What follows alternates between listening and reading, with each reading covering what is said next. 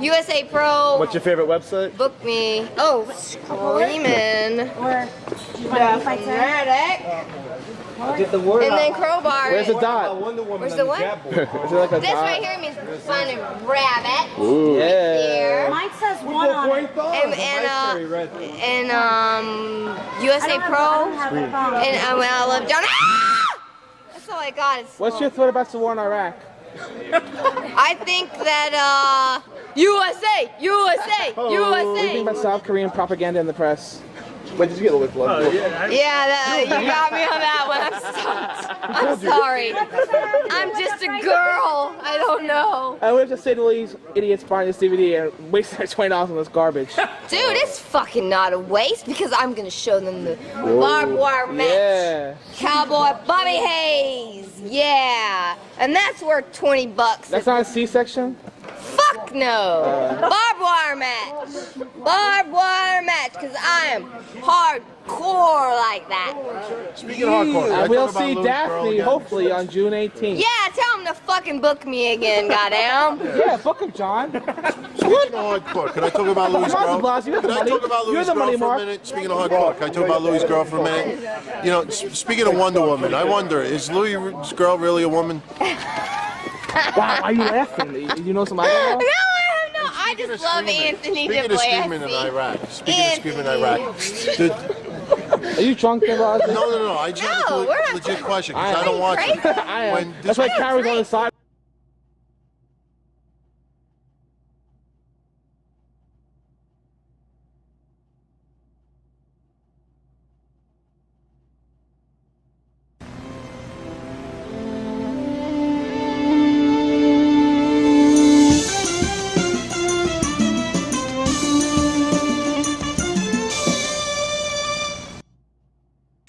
Like every Monday night, you are checking out Breakfast Super Raw. Bon appetit, as Don, Tony, and Mish dish out their opinions about the world of pro wrestling, sports, news, and pop culture. Breakfast Soup Raw.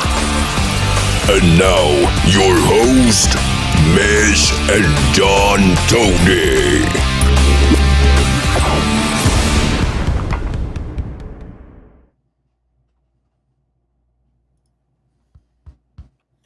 Hey, good evening, everybody. It is Monday night, September 6th, 2021. We are back once again. It is Breakfast Soup Raw. I am Don Tony, and he is Anthony Missionary Thomas. What's going on, DT? How you been? Not too bad, not too bad. Labor Day today, worked a half a day. Still so far behind on sleep. I am just absolutely drained. I mean, what a crazy week and a half of emotions. If you even want to go 2 weeks, with SummerSlam. Oh, my God. And then, the tragedy with Daphne, which, by the way, for everybody who emailed me and contributed to last Thursday's show, I will be mailing out one of these autograph photos to you. I just had to order envelopes today, so they would arrive not bent. I won't get the envelopes till Wednesday, so I'll get everybody's out probably Thursday morning at the latest. But I want to thank everybody for the tributes, the respect, the love towards her. I know a lot of you out there. It makes us feel old when Daphne was way before your time, but man, no one should die alone. And that's what it comes down to. Francine, who was like this with Daphne for 20 years, said it best. When Daphne was doing Zooms, she got 20 people to tune in. The night that she took her life, she had 1,300. And what I said yesterday, and I said Friday, and what I said on Thursday is this. I appreciate everybody out there who truly looks out for others, that will write all over Twitter, you're not alone, you're not alone, you may think you're alone, you're not alone, you're not alone, suicide hotline, you're not alone, you're not alone, sending on my love. Nothing will ever replace this. You could tweet, you could Zoom, you could text, You can email, but without the physical, in person, that love, she had so many people that loved her, and she felt that she was still alone. And man, what a really tragic story. But you know what? The people that knew her close, they will carry her legacy on. And much love to Nikki Cross tonight. Much love to Nikki Cross. Nice little daff on the bicep. Just paying tribute to her. I tell you, man. Not for nothing. I watched a lot of women wrestle in the last 3 days, and very, very few, maybe on one hand, that even just like, I'm a little baffled by that. No mention on WWE TV, AEW TV, Impact, a little blurb at the very end. I mean, I know mental health and depression is a very, very, very, very, difficult subject to talk about. But my God, there's no way to put a pretty face on depression. And I just think people just go through the motions sometimes and don't want to tackle those topics. What do you think, Bish? I mean, as far as the corporations go, AEW and WWE, WWE had a little bit more of a responsibility to mention something, especially since it's also Mental Health Month here in September. I mean, as far as also losing somebody that, directly wasn't a part of the E era, but was absolutely a part of their legacy when you talk about WCW and onwards, you thought that there would have been a little bit more of a recognition for that. As far as losing Daphne and what you were saying earlier about the fact that, she only got 20 people to view her Zoom calls and stuff, but, on the day of her passing, there were so many people that turned out. I don't think that's necessarily rubbernecking, you know what I mean? Oh, no, people were trying to save her. I'm not knocking anybody who tuned in that night, but I'm just saying, leading up to it, it's very, look, I've never been that rock bottom. But, when you keep, and it builds, nobody cares. Nobody loves me. Nobody this, 2020. I mean, don't get me wrong. There was some absolutely fucking just dirt bags that were making comments on social media about her, going through all this. And I didn't understand that mentality at all. But yeah, you're right. A majority of the people were genuinely fucking concerned for Daphne. Yeah. I mean, before we learned what actually happened, but I mean, after the video, and then people were spreading the videos around. Some people were doing it for clout. Some people were doing it because, they thought that they were helping somehow. But I think a majority of the people were genuinely concerned for her. And she had been, a notable name over the years. The Scream Queen Daphne had been known from the independents to WCW days. I don't know, man. I mean, even at the end, it was very confusing to me because she was saying things like she was all alone. And here you have, as you exampled, like 100,000 people, all up in arms talking about her, wondering about her, making sure she's okay or trying to find her. I mean, from people like Mick Foley and others, like actual names that worked with her. It's the touch. It's the touch. Well, I'm telling you, I talked to a few people this weekend and a few that were close to her too. And it's the touch. I mean, there's a lot of other things. No. The CTE and the pain. Right. I mean, there was tons of things. Yeah, she supposedly switched her medication, and she was very concerned about her brain in the videos going to Boston because she wanted it studied underneath. Yeah. I'm not sure if it's still Nowinski's lab or whatever that he was doing before back in the day. I don't know if he's still affiliated with it, but she was talking about that in that video. And then she also had moved to a brand new apartment too. Like I think literally almost a week before. Yeah. So she was in the same neighborhood. I have letters that are going back 20 years. She was only a couple of blocks away. Fair enough. I mean, look, there's not one person, not any one person was going to stop this. And even if they were successful for that night, what happens next week, the week after that? It's just, God rest her soul, she's in peace. And, it's just really, really difficult. That email just totally shook me. That email. Yeah. And, Even that, for She's those a that good don't tribute, know, by the way. that I mean, 10th, do you know what happened Thursday night over here? Well, actually Wednesday night at 10:49 p.m. I don't think anything of it, but some of the details that came out, focused right around 11 p.m. that they're estimating that this went down. And I have it only on the queue because of Friday's show.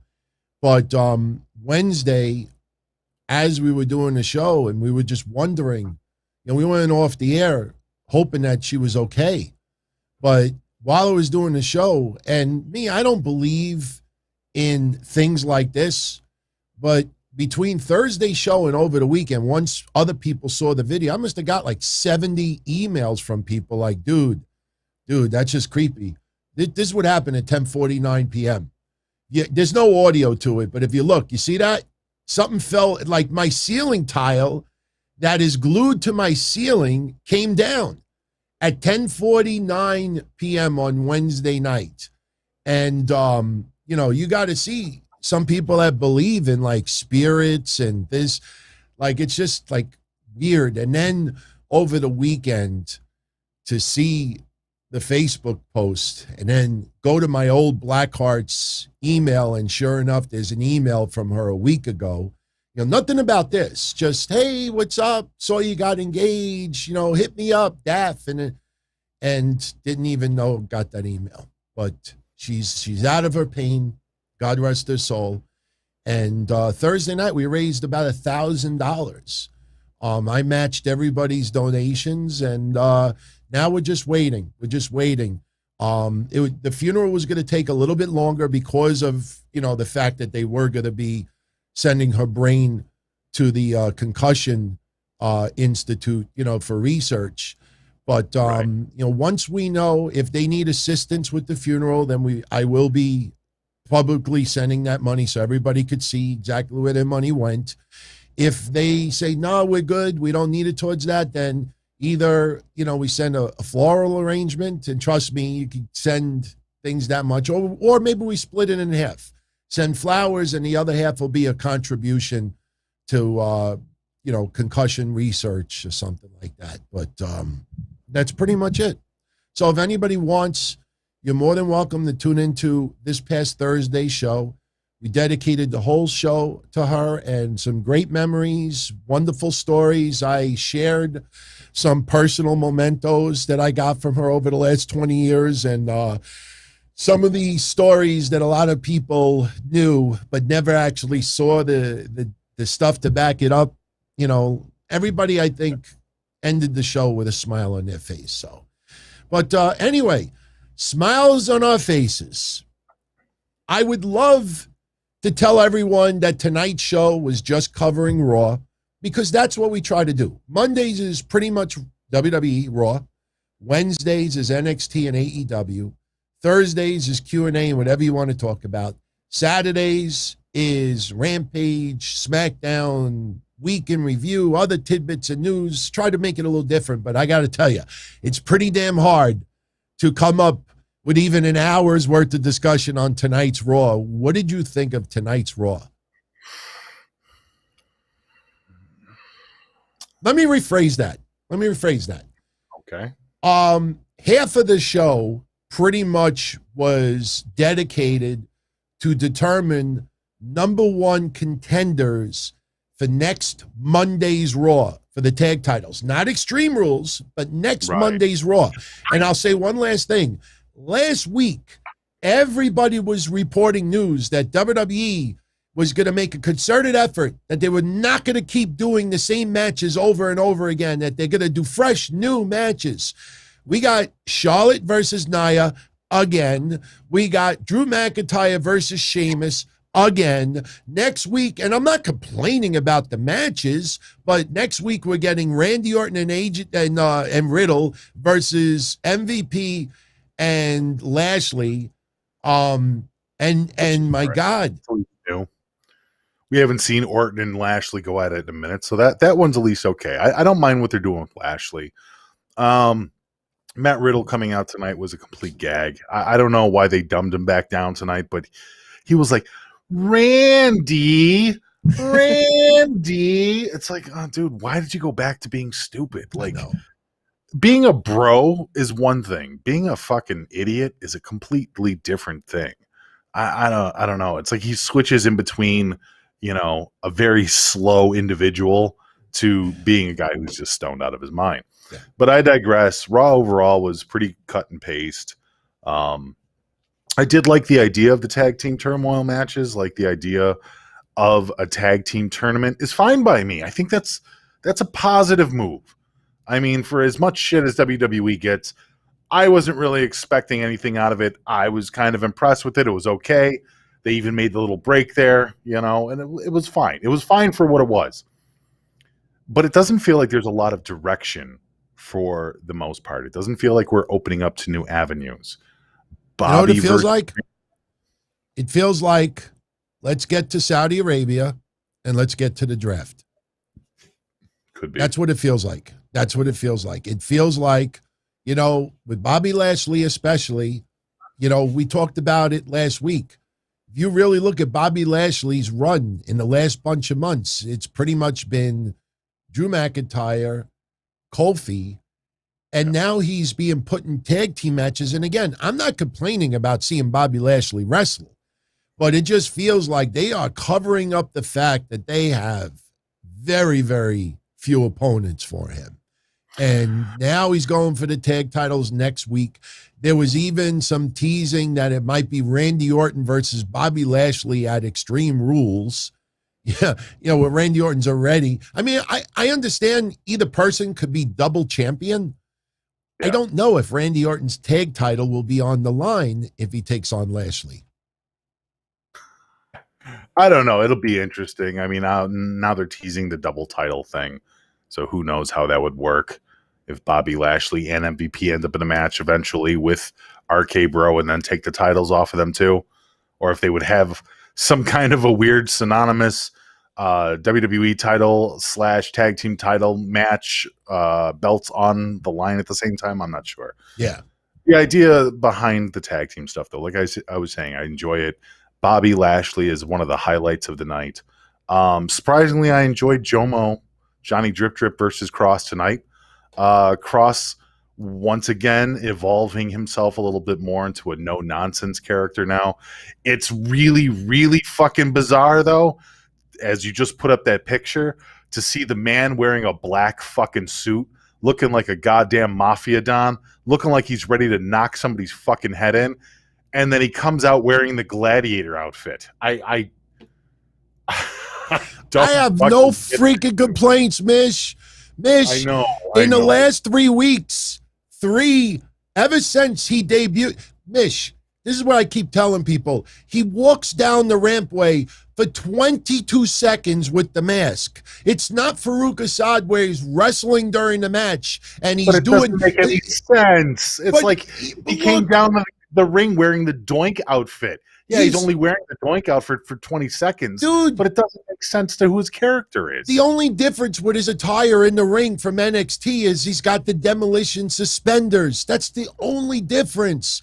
At least when he's hitting moves, he's not acting like a Viking or a gladiator. Like, I'm not complaining about it in ring stuff, but it is part of the gimmick. Dude, it's all about continuity. It's all about making sense. He looks like a Greek god.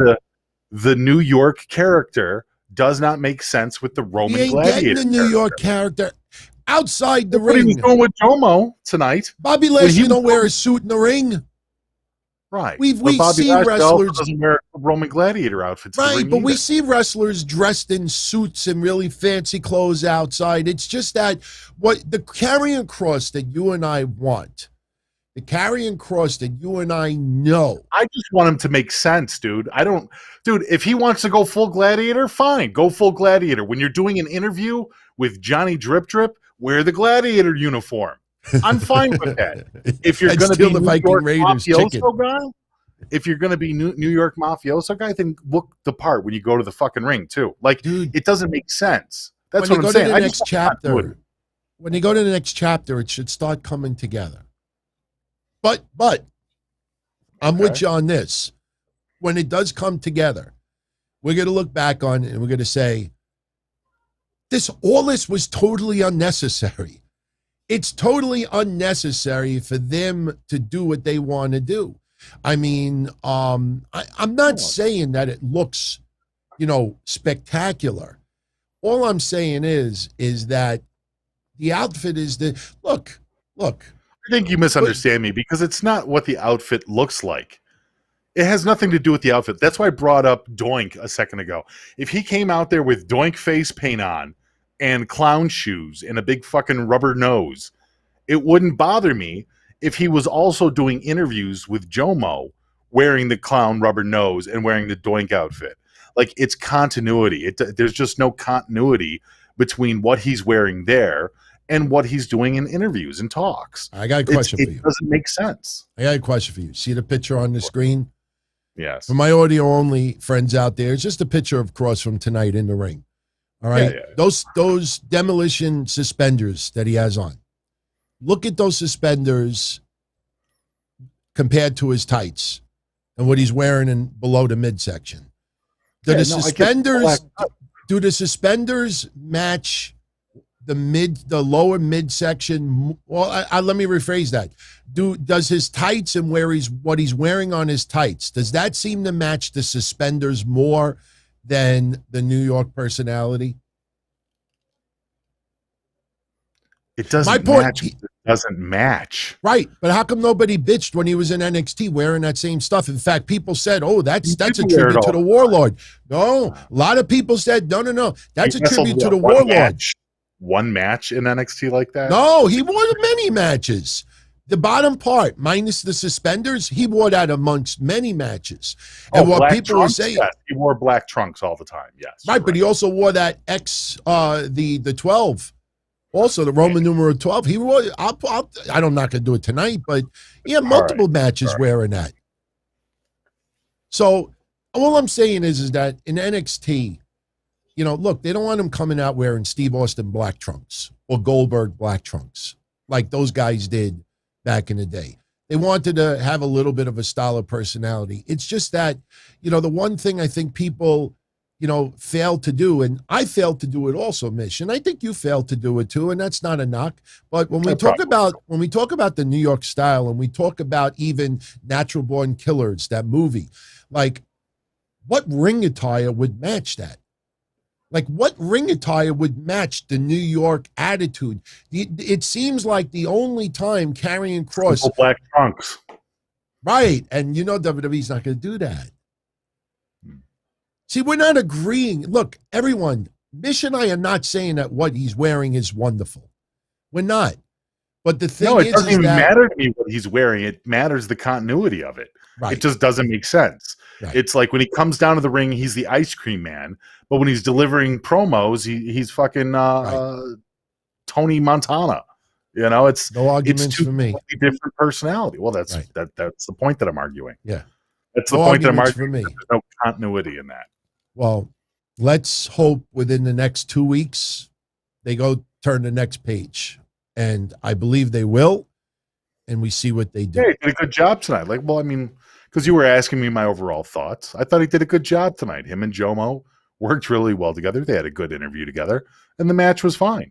It was definitely one of the highlights of the night. I mean, overall, everything else kind of paste by numbers, cut and paste. It was nice to see Shayna all of a sudden kind of emote with this whole NIA JAX baloney. And, there you go. Let me ask this gentleman that's in the chat right now. What do you think that what is Mish totally right on? What do you mean, what am I arguing? We both said that this is not the greatest outfit for Karrion Kross. It's just that when people talk about the New York style and Natural Born Killers, nobody seems to know what kind of outfit that matches, other than a pair of black trunks. So all I'm saying, you can do something different with it. My whole point on the outfit isn't even literally what the outfit like. That's why they have wardrobe in WWE, so that they can figure out the best outfits for him. Exactly. But I think that the idea behind the wardrobe that he currently wears is it's hurting the idea of who his character is. He presents himself one way in one light, And when he comes down to the ring, he presents himself as a completely different person. I don't like the Karrion Kross persona that walks down to the ring, but I like the Karrion Kross that's doing the interview with Jomo. So what do I do there? See, I'm not singling this guy out, but Verse, I'm not arguing that point with Mish. We both say it doesn't match what's in the ring. But tell me what outfit would. The point is, he's not wardrobe either. I don't know, right. Dude. I want to see him as New York style, but that doesn't mean that. Okay. But we're not getting that. If he came down to the ring dressed in a banana suit, you can definitely say that that's not New York hardcore style. You know what I mean? Like, okay, maybe we can't figure out the perfect outfit for the guy, right? But we can definitely tell you what isn't the outfit. Right, and that's not the outfit. That's not the outfit. But like I said, hopefully... Yeah, what the FBI wear? Yeah, you know? Hopefully if... what he's going to do, dress like the big boss man? And I'm talking... like the FBI, full-blooded Italian. The button-down shirt and the suspenders and the pants and everything like that. I'm just saying, like, when Scarlett, she returns to TV, hopefully she's not wearing furry stuff, with big furry boots and maybe just some face paint with the hair pasted back like she's ready to, like, skin some lion in the mountains. Let's hope we don't get that. Let's hope we don't get that. That would be funny. She comes out of the ring with Uggs, but then she does interviews as like the dark Wiccan mistress. Oh man. Well, look, he's 3-0 the last 3 weeks, 3 dominant wins. And honestly, if I have to see him wear a pair of suspenders and walk down the ring with a mask and get 3 dominating wins, give me that instead of when he wrestled Jeff Hardy when he didn't have that outfit and got the fruit roll-up. Which would you rather have? Seriously, everyone, if you were forced to make a choice, which would you rather have? Karrion Kross looking like he did before, but losing to Jeff Hardy with a fruit roll-up, or would you rather have Karrion Kross wearing a pair of demolition suspenders and having 3 dominating wins 3 weeks in a row? I'll take the suspenders. Because when I look at the suspenders, I say to myself, that's WWE trying to put too much, wrapping on a gift. So you wrap a gift, you wrap it, and that's it. People rip the gift, the wrapping paper off. They want to know what's more inside. WWE's like, no, we got to put a little bow. Oh, we got to put a little card. We got to put a little stickies in the back. You ever see people that make gifts for people and they overdo it and you get it? You feel so guilty to unwrap it because the person did all these little meticulous things. Me, I just want to just tear the shit open and that's it. WWE's got to do way too much with that.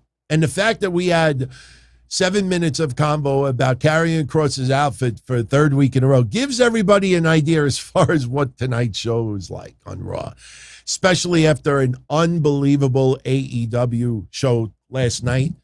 We will talk about that in a few minutes. We're going to obviously finish the show by 12:30 a.m. Eastern, 12:35 at the latest. We will take some calls. So if you want to talk about Raw tonight, if you want to talk about last night, you want to talk about some of the new hires by AEW, by all means. The only thing we ask you don't do is call in and say, yeah, I love last night. Everybody did. Everybody did. If you tuned in yesterday and you didn't like it, then really, I don't know what would please some people. But we'll talk about AEW in a little bit.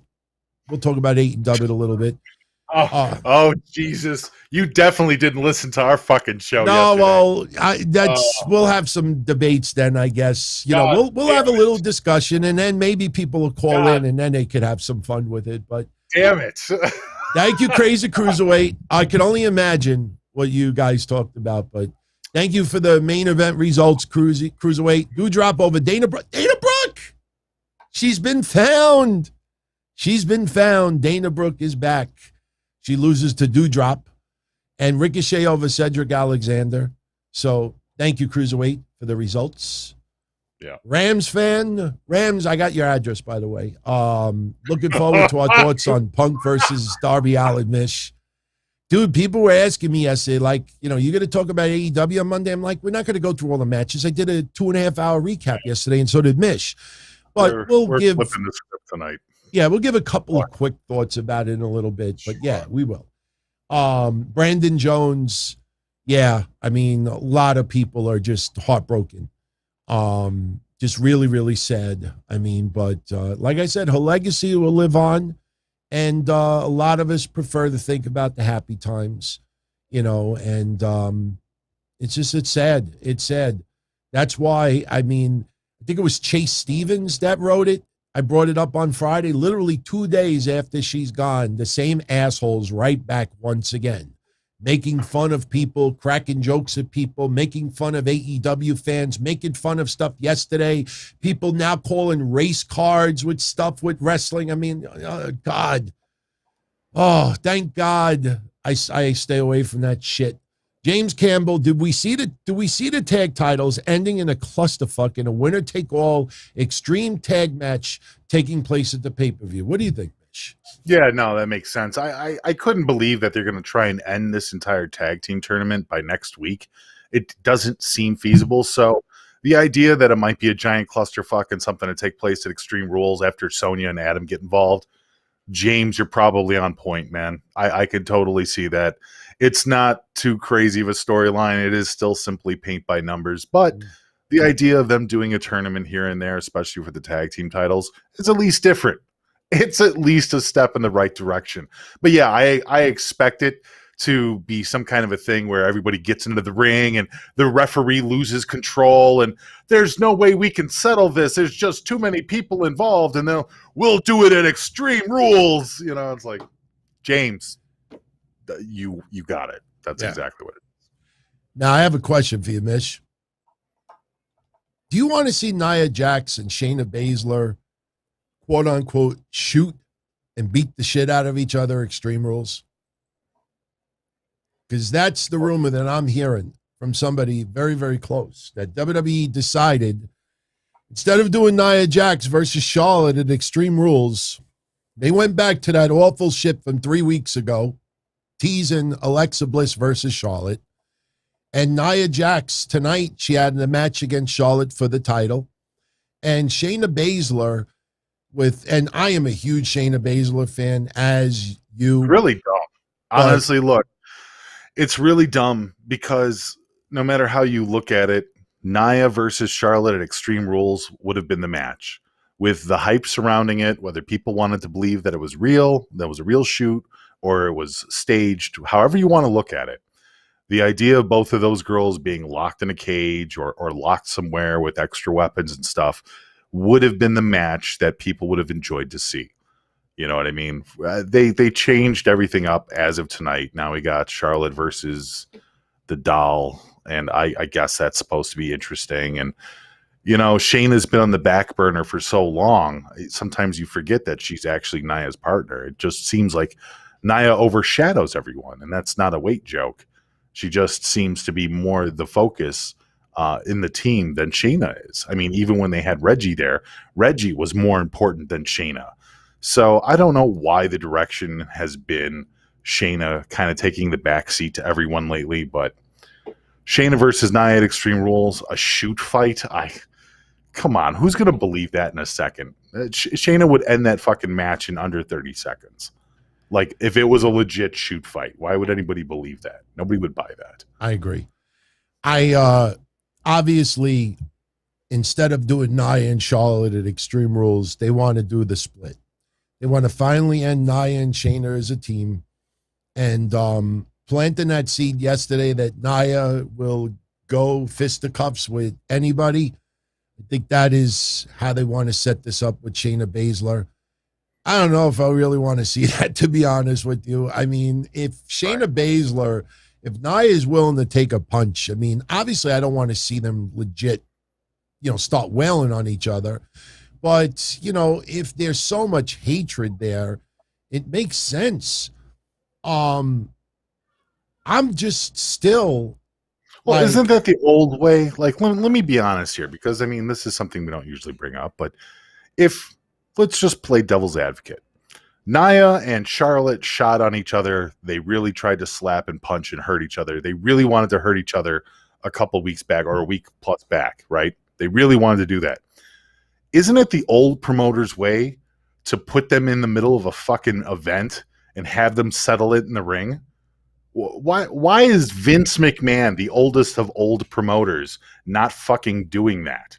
Why wouldn't you appease the audience and put those two girls in the middle of an event and say, okay, you want to smack the shit out of each other?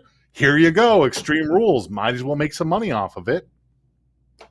Shout out to Stephen Tott tuning in all the way from Australia. What's up, my friend? I agree, Arian. Shayna will school Nia Jax and make her look stupid. Look, if there's one thing that WWE has probably done right with Shayna Baszler is bring her down. And I know some people on the surface would be like, wait, that sounds like the opposite, DT. No. If people remember when she first got on Raw, you know, they were having a very difficult time domesticating her. And it did not click. It was just a mess. And you remember people, Vince McMahon, it's got buyer's remorse on Shayna Baszler. That move into Raw was a mistake. Then they pulled back on Shayna Baszler quite a bit. And then they, you know, started reintroducing her without reintroducing her. And little by little, Shayna Baszler started becoming more, I don't want to say a sports entertainer, but what we started to forget, Shayna Baszler could break your arm in 2 seconds. And the thing is, in pro wrestling, unless you're Brock Lesnar, you know, if you come from an MMA background and you're a submission specialist and everybody knows that you could break anybody's arm in 2 seconds, and then you come to wrestling, you know, you got to try to believe in some way that Dana Brooke could go toe-to-toe with Shayna Baszler, that Mandy Rose, Liv Morgan, when Ruby Riott was there. Like, you see any of these people going more than 30 seconds with Shayna Baszler, you know, it's got to be believable. And early on, it was not. People like, remember she fought with Dana Brooke. I remember people saying, my God, it's so embarrassing that Shayna Baszler has to sell like this for Dana Brooke. I remember a lot of people saying that. So now, you know, you got her at the point now where she is a WWE character. So her going at it with Nia Jax seems a little bit more even though we know Shayna Baszler could school Nia Jax in a split second. But I'm just curious if people want to see it, because that's where it seems like it's leading to it. Somebody told me tonight, be prepared. Be prepared. WWE's looking to go that route. So Shayna Baszler tonight keeps interfering in the match with Charlotte and Nia, you know, and Shayna, you know, believes that she is a better opponent for Charlotte, but it keeps distracting. And in the very end, you know, Shayna climbs the apron. Nia Jax is like, what are you doing? And then Nia Jax gets the fruit roll up. But the weird thing about it is Nia Jax and Shayna Baszler disappeared from our screens because we had to see Alexa Bliss and the goofy doll with Charlotte have the confrontation. What happened to Nia and Shayna? When the lights went out, did they just like disappear in thin air? I didn't like it. I didn't like it. And I don't think I want it. And the funny thing is, you know, for people out there that think Alexa Bliss versus Charlotte is ridiculously stupid, pay attention to the crowd. Pay attention to the crowd when Charlotte said to the fans, you want a shot at this title? No problem. Before she said no problem, a lot of people in the crowd were going, yes, yes. Sorry, everybody. Not everybody is a huge fan of the AEW style. That's not knocking AEW. See, that's the pleasure of being a wrestling fan. You know, everything is a little bit different. So WWE is more organized, more structured, more about building up to a pay-per-view and not the opposite. And everything is different. Sure, AEW is much better right now, in my opinion, than a lot of WWE programming, but people need to stop comparing the two. Where am I wrong? On what? That people need to stop, just because they both are wrestling, they need to stop comparing WWE's product to AEW's product. Dude, it's like apples and oranges. Yeah, it's not going to happen. People are already saying that the war has begun as of last night. WWE is once again apparently getting ready to sell the company as of last night because apparently Vince is scared. Have you not read social media? Have you not I ignore it, man. I ignore it. And you can't sit there and tell people that, I ignore it, man. Guys gotta stop. Guys gotta stop doing that because that's exactly what they're doing, DT. They're comparing every single thing about them. Where am I wrong, Rob? Rob, please tell me where I'm wrong. Please tell me where I'm wrong. Tell me where the fuck I'm wrong. Seriously. Tell me where I'm wrong. In a perfect world, it would be nice if fans judged both companies based upon their own merits and, and their own critical failures. But that's not how it works. That's not how fans are. Fans of wrestling will compare everything to everyone. We make up fantasy matches. There are tons of podcasts and shows out there that will take people from different companies. And there's nothing wrong with that. Fantasy matches. No. And I know that's not what you're saying. You're saying, can we not have the companies constantly at war with each other through the eyes of the fans? I understand the bottom line of what you're saying, but you can't take it away from them. Fantasy booking has been a thing before they started paying it out, before people started getting into that. Like e-fetting back in the 1990s and shit. Like everybody's always been interested in what would happen if this company and this company would do this and this and go against each other. I mean, if there's one war that I will say is apparent, and what I'm about to say is not a negative thing. If there is a war, the one war that it is, it's not about ratings and it's not about, the buzz. At the end of the day, it's about, for WWE, the bottom dollar and how much profits and how much money they're making this and that. If there's any war whatsoever, it's the war on what will the wrestling fans spend their money on first. Will they order a WWE pay-per-view or will they buy 2 AEW shirts? That's what it really is. The war right now is about what will the fans do with their money. NWA, MLW, Impact Wrestling, they're trying to get the scraps from people who have maybe some extra finances that they can afford to spend more than this and that. But they can't compete with AEW. So they'd rather do a little bit of business, maybe get a little bit of rubber exposure, and maybe have enough on their card that fans will be willing to buy, a pay-per-view here, pay-per-view there. So the war is trying to get the fans to choose who are they going to spend the money on. That's what it comes down to. If I could make one suggestion to AEW that they don't do, that I can't believe this is not talked about every day. If there's one thing that I wish AEW would do right now that would bring so much more money into that company, why aren't they selling more autographed memorabilia, autographed photos, autographed shirts? Why are they not doing this?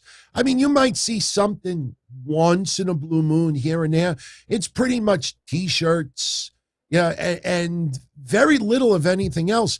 If it was up to me, I would be freaking selling, a photo of Darby Allin and CM Punk, two autographs, $149. I know it sounds too high, but I don't understand for the life of me why AEW is not trying to capitalize. You look at Impact Wrestling. I said it yesterday. I think the one thing that's keeping them alive more than anything else is all the autographs they sell.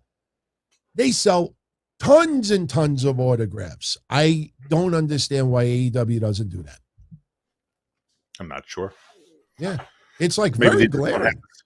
Yeah. I mean, they do autograph signings and stuff like that. I mean, they did that charity event last on the 2nd. Yeah. And that sold a lot of autographs and stuff. So it's not like there isn't time that AEW sets aside for their talent to actually do autographs. Yeah. They just right on their website right now, they should have limited to 100 or double autograph photos. CM Punk, Darby Allin, limited to 100, $149. I guarantee you, people would buy it. I don't know. So Anyway, we'll get back to AEW later when we take some calls. Let's talk about Reginald for a minute. Reginald tonight defeats Tozawa. After that, R-Truth tries to get to Reginald. Humberto Carrillo. Cedric Alexander runs in the corner, and for some reason he's disabled. People all around ringside. Reginald dives on 2 and 9 people fall down and Reginald escapes. Yeah.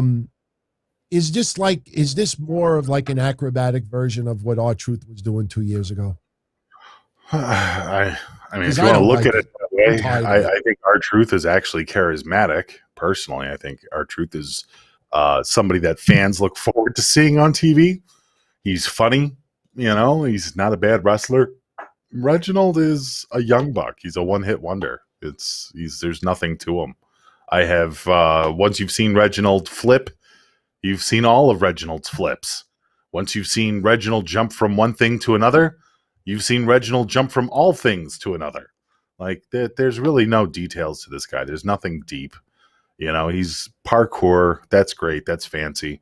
But as far as actually having matches and stuff, everything he's done has been parkour. There's been no actual matches. There's really nothing to him. So, you think it's safe to say that once he loses this 24/7 title, that they probably have nothing else left for Reggie? Yeah, you're probably right. To do with him after that, maybe he'll be on the next bus out of WWE. Yeah, there's rumored releases coming. There's rumored releases coming. Get used to it, everyone. It's gonna happen. Just think of I know it's outdated, but think of the Janet song. Trust me, every month or two, everybody in that locker room that doesn't have huge name value needs to throw that song on and just listen to it. What have you done for me lately? The only thing different is Vince is not going to go up to him and go, ooh, yeah. You're going to see some cuts coming. There's going to be so many bus flips. An upside down bus is going to look more normal. But, yeah, Reginald, I'm a little tired of it. Likeable guy. I mean, I hear nice things about him, but I want to be entertained. And that title is pretty much, it's not even about the title anymore. It's just about, what wrestlers, how ridiculously stupid they look against this guy. At least R-Truth, it was a little bit different because, like you said, R-Truth is charismatic. R-Truth could back it up in the ring. It doesn't feel like Reginald could whip out 10 moves and tell a story in the ring. So, it's like he's got all these moves. No, he just flips. Reginald doesn't even feel like a wrestler to me. Reginald feels to me like a Monday Night Raw guest host that never left. I got it. Could. Far-fetched. I admit it. Far-fetched. Could Reginald be WWE's way of mocking Flippy? Yeah, sure. But I mean, the Flippy they had 205 Live to do that. Just throwing it out there. Throwing it out there. We may find out down the line that Reggie was nothing but mocking the Flippy wrestlers of other promotions and high-flying acrobatic Flippy. Just throwing it out there. I'm not saying that that's what it is. Shout out to Scorpio 1117. I hate your fucking name, and you know why. CM Punk versus Kenny Omega, All Out 2022? Yeah, very possible. Yeah, let's make it happen. Yeah? Look forward to that match. Yeah. In 2022. Well, we'll revisit Scorpio. We'll go back to your comment a little bit. Let's finish the tonight for Raw. So before we talk about the tag team turmoil and get a little bit more specifics, Nikki A.S.H and Rhea Ripley beating Natalya and Tamina in a contenders match. Again, props to Nikki A.S.H for paying a little tribute to Daphne. Now, I know there's a lot of people out there that keep saying, oh, Shotzi and Knox already have 2 wins. Why are they not getting the championship match? Where I think this is leading is at Extreme Rules, we're probably going to have a gauntlet. We'll probably have 1 or 2 teams from Raw, 1 or 2 teams from SmackDown, and they may just all battle it out at the same time. What do you think? Maybe. I mean, I don't know if I'm seeing Shotzi inside this matchup already. I wouldn't be surprised if it's just another rematch with, Natty and Nikki. I don't know, man. I don't see very much out of this. It feels like it's just once again paint by numbers, something to throw in there. Yeah.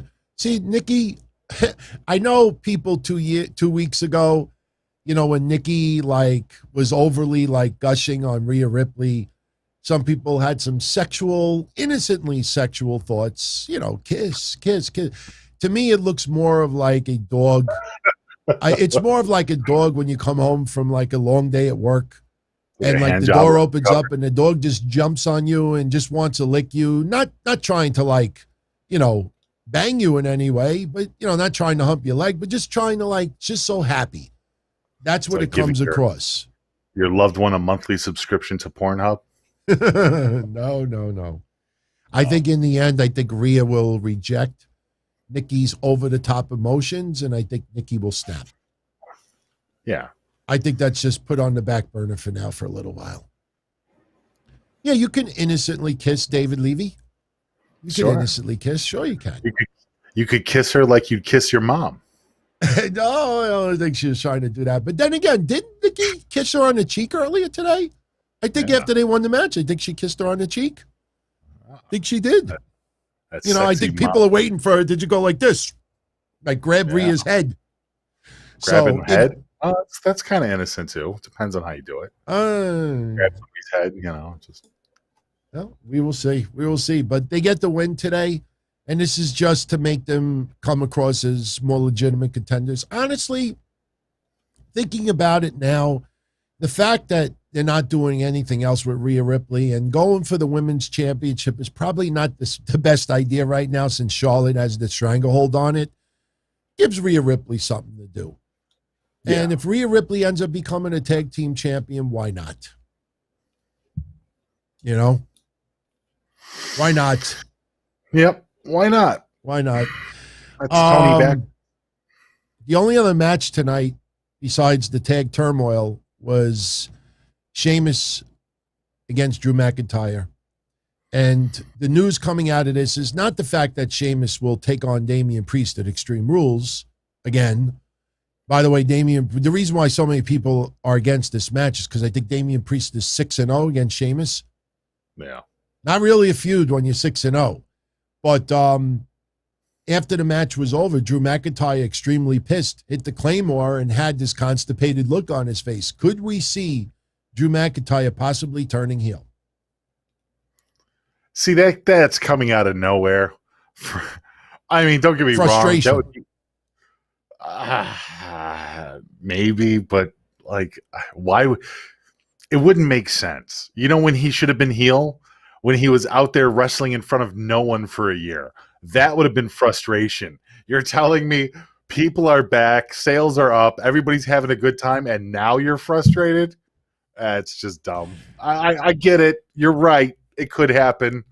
I could see that being in the sticks, but I don't know. If you ask me what was more frustrating, being surrounded by wrestlers, being surrounded by fans, and having matches in front of a live audience, or basically doing everything in front of a video camera and a microphone for 12 months, I would have told you the latter would have sucked more. Sorry. Yeah. So, Kavan, I would not compare Jericho and MJF versus Sheamus and Damian Priest. Two totally different storylines. Jericho is way past his prime. MJF, character-wise, is just an asshole. And there was some different stipulations. It's just... I mean, you don't look at Drew as like a modern-day MJF? No, he's talking about Sheamus and Damian Priest. Oh, I thought you were... Okay, yeah. never mind. If there was a good... Listen, dude, come on. If Damian Priest and Sheamus had a really good storyline, I wouldn't care who beat who. Damian Priest is nowhere near as good as MJF. Let's just be honest. Yeah. And honestly, Sheamus is a totally different character from both those guys. So I wouldn't even compare it. Yeah, it's just a storyline. But Yeah. you know, Sheamus and Drew McIntyre, you and I said it at the beginning of the year, one of our favorite matches of the year on Monday Night Raw. Yeah, they did a good job. Absolutely. This might have been their weakest match of all the Raw matches they have had. But, you know, Sheamus gets the win. He takes on Damian Priest, and Drew McIntyre is left very frustrated. So, you think Drew goes to SmackDown in October with the draft? I think so. Dude, I don't even know what they're going to do with the draft. There's so much they could do with it. I actually need to see what the fuck they're going to do to NXT first before I even make guesses on where the draft is headed. Because from the rumor mill, from the tuna milfer, the draft is also going to take place with the changes to NXT, which makes people believe that after this next line of firings, does the firings happen before or after the draft? If they happen before the draft, what happens to who's left? Do they all graduate up to the main roster? Like, there's just too much shit going on, bro. I can't even begin to guess at this point. Hey, everyone give us credit, because we said it 2 weeks ago when everybody was reporting that Vince and Bruce Pritchard were taking over NXT and all the production, everything like that.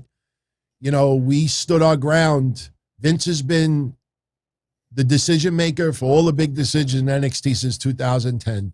Nothing changed. Once people started coming out and saying, no, they're just involved with big decisions, that's always been the case. Nothing has changed. And trust me, as I said on Friday, when a billionaire and someone that is one of the highest in the company that runs $1 billion company tells me something, and then John's WrestlingHicks.com tells me something, right. I tend to believe the billionaire that is not going to commit fraud and fraudulently influence the stock market. We trust our sources, DT. That's what it's all about. Oh, yeah, that's right. I forgot. It's just common sense. It's common sense. But people just buy everything. The funny thing about it is when people get caught in lies, and then instead of just owning up to it or just analyzing it, instead of trying to make it as news, you know, they claim that people are lying to us. A billionaire that could go to jail by falsely influencing the stock market, by claiming people are in position when they're not. It's like, I don't think people take a step back and understand the fraud and criminality of even just a false little statement. If you just make the littlest white lie and that causes the stock market to jump $5-10 in price, or the opposite, do you realize the investigations that go on? Do you realize the investors that liquidated their stock because they believed that Triple H was no longer in power? Because a lot of people feel that Triple H is the future of WWE once Vince is no longer with us on this earth. Right. You know, and something tells me Vince is going to be on TV for years after his death. I think he has recorded hours and hours and weeks and years of footage that they're going to do storylines, and the ghost of Vince McMahon is going to be coming out there with some silhouette or something. But, you know, when people accusing billionaires of lying, publicly traded companies, that's where I kind of like draw the line. So the tag team turmoil match tonight. Yes. You know, it might be a little reminiscent of King of the Ring, or maybe some matches in years past where a wrestler will win a match like early in the night, and as a result, they get a world title match at the end of the show, you know, or you get a surprise. Somebody wins a match early on and they cash in a briefcase at the end of the show. So tonight, right, it gave me that feeling like, okay, you split the tag team turmoil in half. I didn't have any problem with it. Now, well, it's also part of the storyline too. That's why they did that. It would have been cool if they would have just went straight through with it. I think it would have worked that way too. But I think they gave everybody a little bit of a break, switched it up to Drew, you know, and they also did that storyline like, oh, you know, so. Well, the teams that were involved in this turmoil match was the New Day, Jinder Mahal and Veer, the Viking Raiders, the Lucha House Party, AJ Styles and Omos, the New Day, Mansoor and Mustafa Ali, and then later on, Bobby Lashley and MVP interjected themselves, and they got Adam Pearce to put them in the tag team turmoil as well. Correct. So we started off the night with the turmoil match, and the New Day came out there and they beat the Viking Raiders for the first result. Yes. The New Day then came out. They were out there. They beat Jinder Mahal and Veer. So New Day defeats 2 teams. Then the Lucha House Party come out there. New Day takes care of them. Then we get T-Bar and Mace. Yes. So to open up Raw tonight, we're about 45 minutes into the show, and New Day defeated T-Bar and Mace. So now New Day already has 4 wins. 4? 4 wins. No, well, they beat T-Bar and Mace, Lucha House Party, Jinder and Veer, and the Viking Raiders. So they had 4 wins. And then T-Bar and Mace just totally flipped out. Beat the living shit out of the New Day. Mansoor and Mustafa Ali come out. They beat the shit out of them. We get a whole bunch of officials coming out there, and Sonya Deville screaming, "No, it's not going to end this way." We'll continue the match later on. What'd you think of T-Bar and Mace just totally snapping like that? I liked it. You know what? They needed to do that more. They need to do that more. All of a sudden, from Retribution, these guys have been a non-factor in all the tag team wrestling lately. So now all of a sudden they emoted a little bit, whooped the shit out of the New Day, whooped the shit out of Mansoor. I mean, it was good. It was fine. It's exactly what they needed to do. Matter of fact, I think T-Bar looks a little bit more like the Polish Hammer tonight, didn't he? Did you see that or no? Yeah, he went on Twitter tonight after this all happened, and he just wrote 2 words: "I'm done." Really? Yeah. I don't know what that means. People could go check it out. All he wrote was, "I'm done." So are they snapping? If he comes back with the reincarnation version of the Polish Hammer, I'm all for it. Because he really does kind of got that Putski look to him a little bit. Yeah, no, not those guys. They don't look like the Polish Hammer.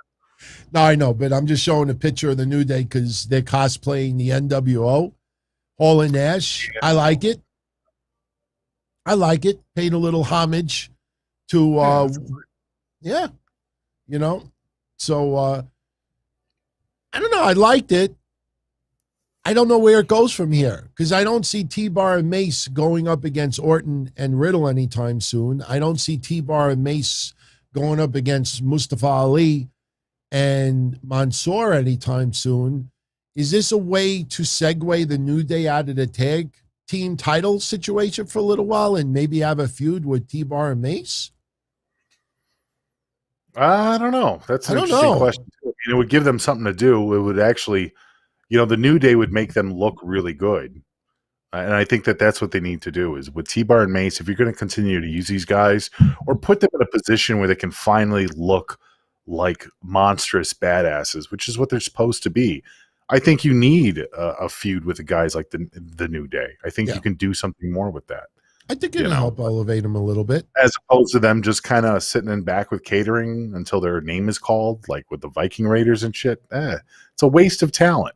It's a fucking waste of talent. So may as well put them with people that they're going to learn from and have the opportunity to have good matches with rather than just have them as non sequiturs. Think there's any chance that they are going to just split up Dijakovic and Mace? You think they're going to just split them 2 up? Think there's any chance we may even see one or both back in NXT? They might even be on the bus flip, DT. I really don't know, man. I really don't know. And when you sit there and talk about cryptic messages on social media like shit, like I'm done, that doesn't bode well for people because the trend lately is when somebody's done, they're gone from the company. Yeah. That's the trend lately. If this was even a couple years ago, you'd be like, oh, is that part of the character? Is that part of the storyline? Nowadays, I'm like, oh, is this guy walking out tonight? Yeah. So. Chat room, if anybody can, go check out, if you don't mind, Mace's Twitter and see if Mace posted anything. I'm a little curious if he wrote something himself. Yeah, Joe punches. It's true. Maybe he was just taking a dump and he was done. Oh, I took there a you dump go. about a half hour before the show. I kid you not.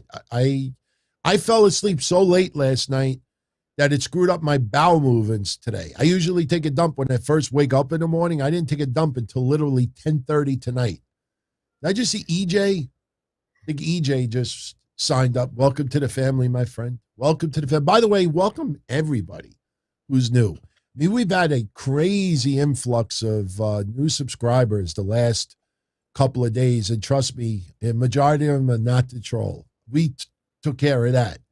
But I don't know, I'm very curious to see. Okay, Psycho 187 just went on Mace's social media, and Mace did not write anything. So we'll see. I'll tell you this much. You know, at this point in the night, they were going to restart the tag team Turmoil as the main event of tonight's show. And these were the 4 teams that were going to participate later on. And I tell you, even though it feels still lackluster, are you kind of amazed that WWE has 8 tag teams on Raw, at least? I mean, no, actually 9. Because, well, no. New Day was in both matches. So, no, I take that back. It's at least 7 because we had the 4 that were eliminated early, plus New Day and Mansoor and Ali, which is 6. Orton and Riddle is 7.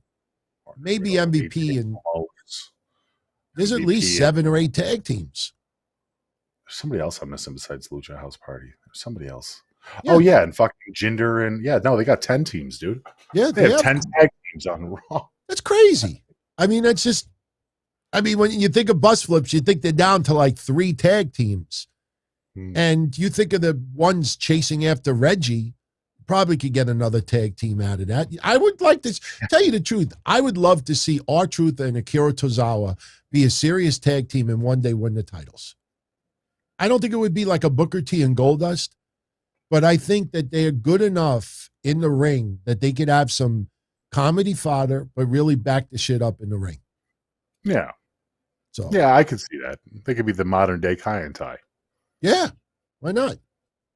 So we go fast forward now to the main event, and we get the New Day versus Mustafa Ali and Mansoor first. New Day defeat Ali and Mansoor. So now, up to now, the New Day has run the table.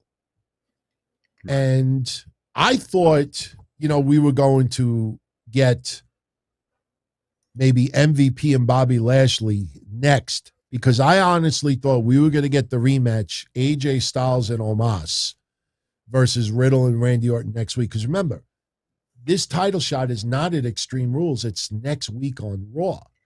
So it goes back to what Mish said earlier. It seems like they really don't have much for Lashley. So next week's main event. James. Huh? Not me, James. Well, James you is said the it one that also. brought up the fuckery. Yeah. Well, you're talking about Lashley's overall, title run right now. It just feels like there's nothing. I mean, we're probably going to get Goldberg. You think Goldberg's going to show up next week? I'm kind of curious what is his name? Chase Quinto. What is his name? What is his son's name? Gage. Yeah. I'm curious what's going on with the Gage situation, because I still have this feeling that we're not done with Gage. And I don't mean like years down the road he's going to come back. I mean, in the immediate future, I would not be surprised if Gage does something to fuck with Bobby Lashley or MVP. I don't know if we're talking about Goldberg coming back again or something like that, but I really do have the feeling like Gage is going to be involved in this a little bit more. They wouldn't have debuted him. They wouldn't have shown him in this light if WWE didn't have ideas as to what to do with this kid.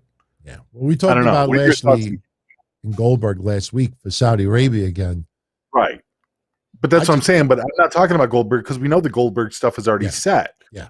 I'm talking about what is the possibility of Gage getting involved in this, getting involved with Lashley or even fucking with MVP to the point where they almost open that door up to something. Loud chance for MVP tonight.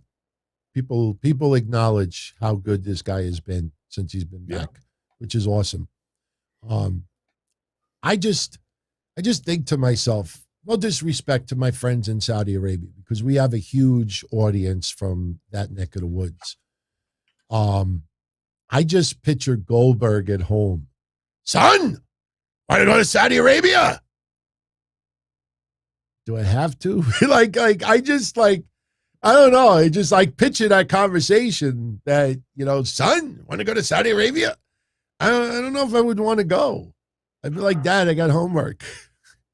Yeah. Dad, I think I'm growing like some pubic hair. I feel changes. I don't know if I should. I don't know if I can fly that long. I don't know. Would you all, if your father was Goldberg and you had the opportunity to go to Saudi Arabia, would you go? You know where I want to go, Mish? I'm not kidding. We were talking about honeymoon because I'm getting married next September. Actually, next Labor Day. I'll be married that weekend. And I was telling my fiance, not now, obviously, with COVID still and everything, but one day I want to go to Singapore. I've been watching video. I'm talking about the tourist area. I've been watching in Singapore all like the robotic stuff. Like they got smart hotels that are just nothing but robots. Like you want like towels and stuff or food, like the doorbell rings and it's a robot. And you don't have to tip them.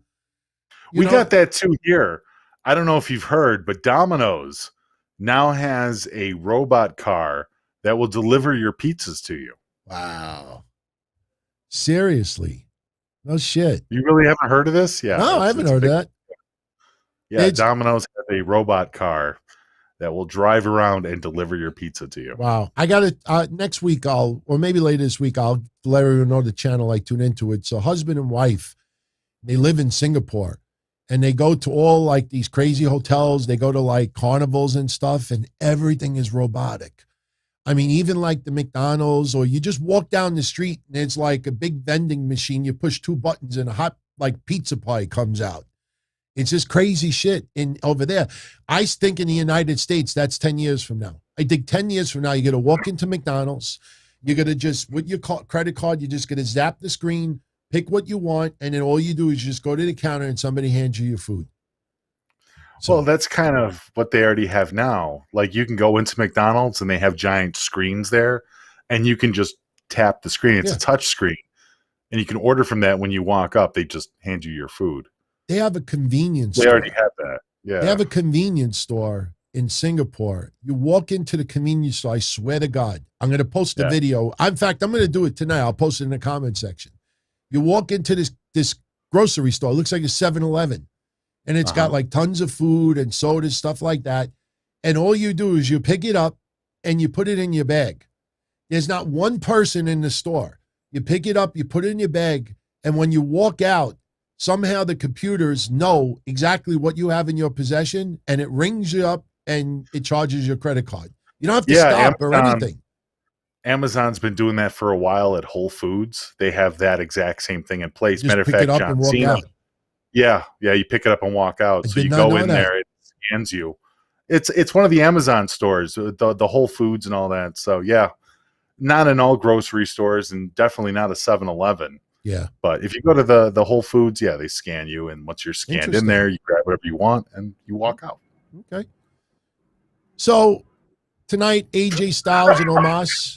Sorry, we'll wrap up Raw because I know, look, we were actually running a little bit later than we think. So we have Lashley and, AJ Styles and Omos come out next to last, and they actually beat the New Day. So the New Day had a nice 5-team win run, but in the end, it was AJ Styles and Omos versus Lashley and MVP, and Lashley and MVP get the win. And then Omos knocks Lashley on his ass. I don't know. What do you think? You think we might down the line see a match between Lashley and Omos? Yes. That's where it's eventually going to go to. And I like the idea of them both being heels. I don't want to see Omos start to become Bianca Belair and Fiend. I'm a good person now. You're supposed to love me because I'm good. And Yeah, right. Well, he doesn't have any hair, so maybe he's doing that with AJ Styles. But so I would like to see Omos versus Bobby Lashley. I think that could be a lot of fun. But I almost think it's too soon. Like maybe you can have like a little exhibition match between them, obviously with the tag team, turmoil that's going to be happening next week. There's more than a possibility of some fuckery going on, some back and forth. But not for a title. Yeah. Gotta wait for a bit. I mean, AJ and Omos are so good together. I don't think now is the time that you split them up and have them doing singles runs for anything. So okay. Not a great Raw, to be honest with you. I mean, it was okay, but let me put it this way. If you missed tonight's Raw, you really didn't miss much. I think that's safe to say. Yes. If you read the results, put it this way. We don't do this. I swear to you, we don't do this. We might have done it maybe 2 times in 20 years. But if you didn't watch Raw the week before and you just read the results, you could literally do your podcast an hour later and act like you saw everything on Raw. Just based on reading the results. Like there's really nothing, that really stood out that, oh, did you see this? I don't know. Kind of after watching what we saw last night on AEW, as far as the energy level and the surprise, and I brought this up yesterday. Now, again, I remind everyone, last night I did a 2.5-hour recap of AEW All Out. Mish did one as well, so we're not doing one tonight.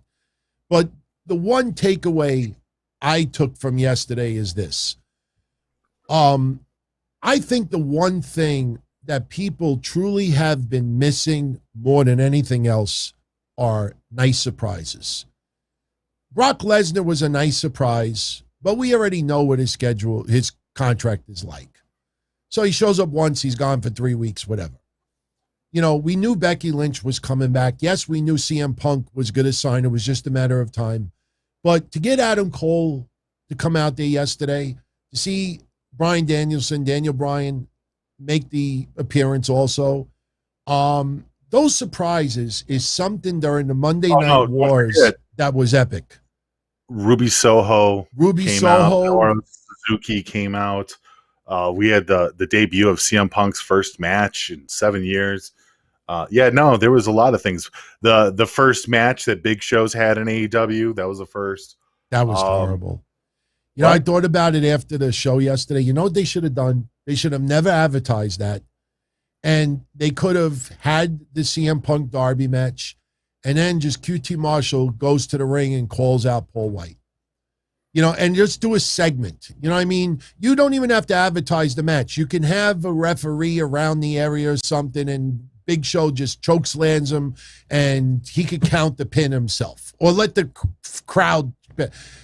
I don't know what... I mean, if there was ever an example of just absolute cockiness, that because they work behind the scenes and how important they are to that company, which we acknowledge about QT Marshall, but the fact that you put yourself as the next to last match on the biggest event in AEW's history, that is just conceited, selfish, and it was only 2 minutes, but still, the gesture, that selfishness that I worked my ass off.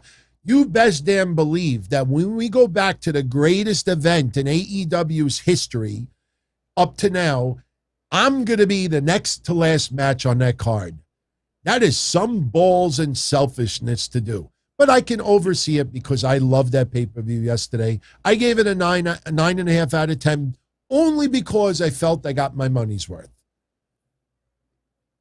What did you think about yesterday? I did not hear your review. I haven't been on Manhattan Island. I don't know what went on Discord. So what say you? I'll give it the short and sweet version. Okay. It was 4 hours, too long. Some of the matches were too long. The placement of the matches was wonky. Didn't make a lot of sense to me. It actually confused the audience if you go back and watch it with clear eyes instead of rose-tinted glasses. The CM Punk match was probably my least favorite match of the night. It's a personal choice. I fucking hated it. I think that Darby Allin is a goddamn amazing talent, and he did everything he could for his level of skill to make CM Punk look great. CM Punk is not ready for the ring. I know people say it's 7 years and whatever, but you can't sit there and say that he looks better than ever, that he looks well rested, and at the same time saying, but Mish, it's 7 years. You can't keep moving the fucking goalposts. You just can't. The main event was fantastic. I gave it a lot of love. I think Christian is by far probably one of the best gets that AEW has gotten in the ring. He makes Kenny Omega look amazing. I'm not a fan of Kenny Omega matches, but his match with Christian yesterday was fantastic. Jericho and MJF was fantastic. Jericho's been playing the grizzled old veteran for a long time. After last night, he looked like the grizzled old veteran for a long time. Jericho has eventually become that next level of performer and talent to where now it's a matter of time for when Jericho is gone from wrestling. And I like the character. I'm not going to shit on it. MJF is a fucking... He's probably one of the best AEW talents on the roster as a whole. I made the proclamation that if AEW was to shut down tomorrow, MJF could go anywhere and be a fucking star. And I stand by that. The women's matches were pretty awful. Other than Ruby Soho and Thunder Rosa having their moment in the sun, that was a little bit of fun. But overall, everything else was just cacas. The Young Bucks and the Lucha Brothers, it's the same match. I know it's not for me. It's a lot of high spots, a lot of repeat super kicks, a lot of choreography. I'm so done with the choreography. I'm so done with the bad refereeing in the company. I'm so done with all the fucking antics. It got to be for me, because the strong matches that they had on the card were very fucking strong. But there was a lot of crap. I don't know, dude. Well, you know what? I want to make this clear to maybe newer listeners that Mish is one of the biggest CM Punk fans. Mish does not speak for the whole of Breakfast Soup. Mish is an independent voice. Yeah, but Mish is one of the biggest CM Punk fans. And you have to look at it like that you want CM Punk at an elite level. And dude, he was, it's look, you don't have to apologize for me. No, I'm not apologize for you. I've been getting the fucking shit all day from this, so it's no big deal to get some more.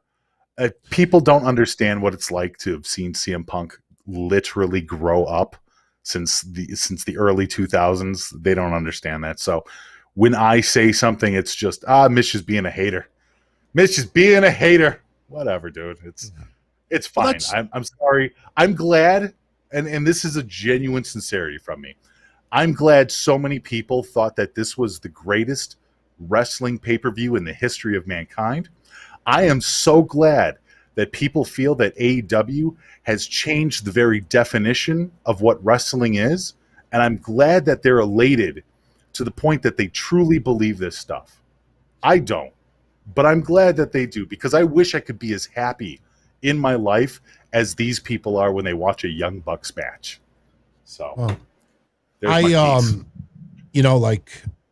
wrote this earlier today. I saw a lot of people who were just ripping apart Raw tonight. And look, Raw was not that great of a show. But when they would rip Raw, they would remind everyone about AEW last night. So I just basically said, there's 1,000 channels on cable. And if Raw is that bad, why are you watching it? Period. But see, I hate that fucking reason, because you want it to be good. Dude, the reason we watch AEW, but if you want it to be I want to good, shit on AEW. I'm watching AEW because I want it to be good. Right. And the parts that are good are fucking great. But nobody wants to hear me talk about that. They want to hear. If people want to voice that much displeasure and hate, but they got to just tweet over and over and over and over and over again. It's awful. It sucks. It's awful. It sucks. AEW is awesome. Tonight is garbage. It's pathetic. It's just, why are they watching it? What do they think Do they think that Because Vince they wanted McMahon to is get going to have an better, too. epiphany during the commercial break, and then something is going to happen on the TV where everybody's going to be like, "It was amazing." God damn it. Yeah. I don't know. Dude, it's a mixture. What it is you'll have people that hate watch, that just watch so that they can mock every single thing that WWE does. And then you have fans that are fans of wrestling that want WWE to improve too. Right. Dude, I don't know how many tweets I saw, just tweets alone, talking about the new wars, the new WWE AEW war. AEW's coming for WWE's ass. They're coming to take a chunk out of Vince's ass. When the stock starts I'm going sorry, down, man. when the stock it starts will. going down, I saw from AEW Kenny online. He said that Vince's WWE stocks are going to drop at least 50 points tomorrow. I'm just going by my sources, you know. let me tell you something. If the wrestling fan base expands, everybody makes more money. Oh, don't explain that to them. That's logical. I mean, DT. that's it. Stuff. That's it. See, we're going to take calls in a second. We want to answer 3 super chats also. But I want to remind everyone, something I said a couple of years ago. When Becky Lynch, and a lot of you remember this, when Becky Lynch became the man, and they were doing all these autograph signings, and Becky Lynch would be the first to sell out. Becky Lynch would be the first to sell out. And you had these really hardcore Becky Lynch supporters at that time rubbing it in everybody's faces that Becky Lynch sold out her autograph signing before everyone else on the card. And when that was going on, I made up a point and I said this. I said, how you really determine if Becky Lynch is truly expanding the audience, you got to look at it like this. If you have 5,000 fans that are going to go to an autograph signing, and Becky Lynch before used to get 500 of them, if Becky Lynch is now getting 3,000, but you still have the same 5,000 going to the autograph signing, a lot of attention is going to Becky Lynch, but you're not getting new customers.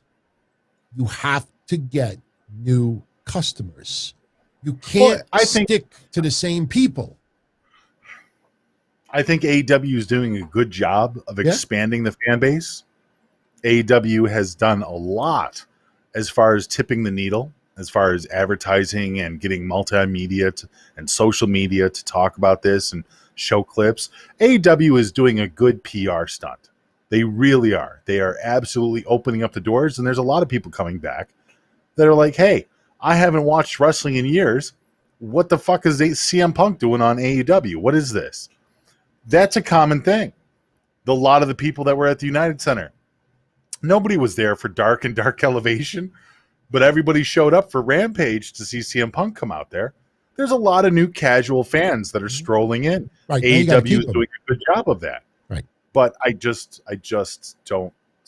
I hope there's more than just smoke and mirrors, because that's all I see right now. Yeah.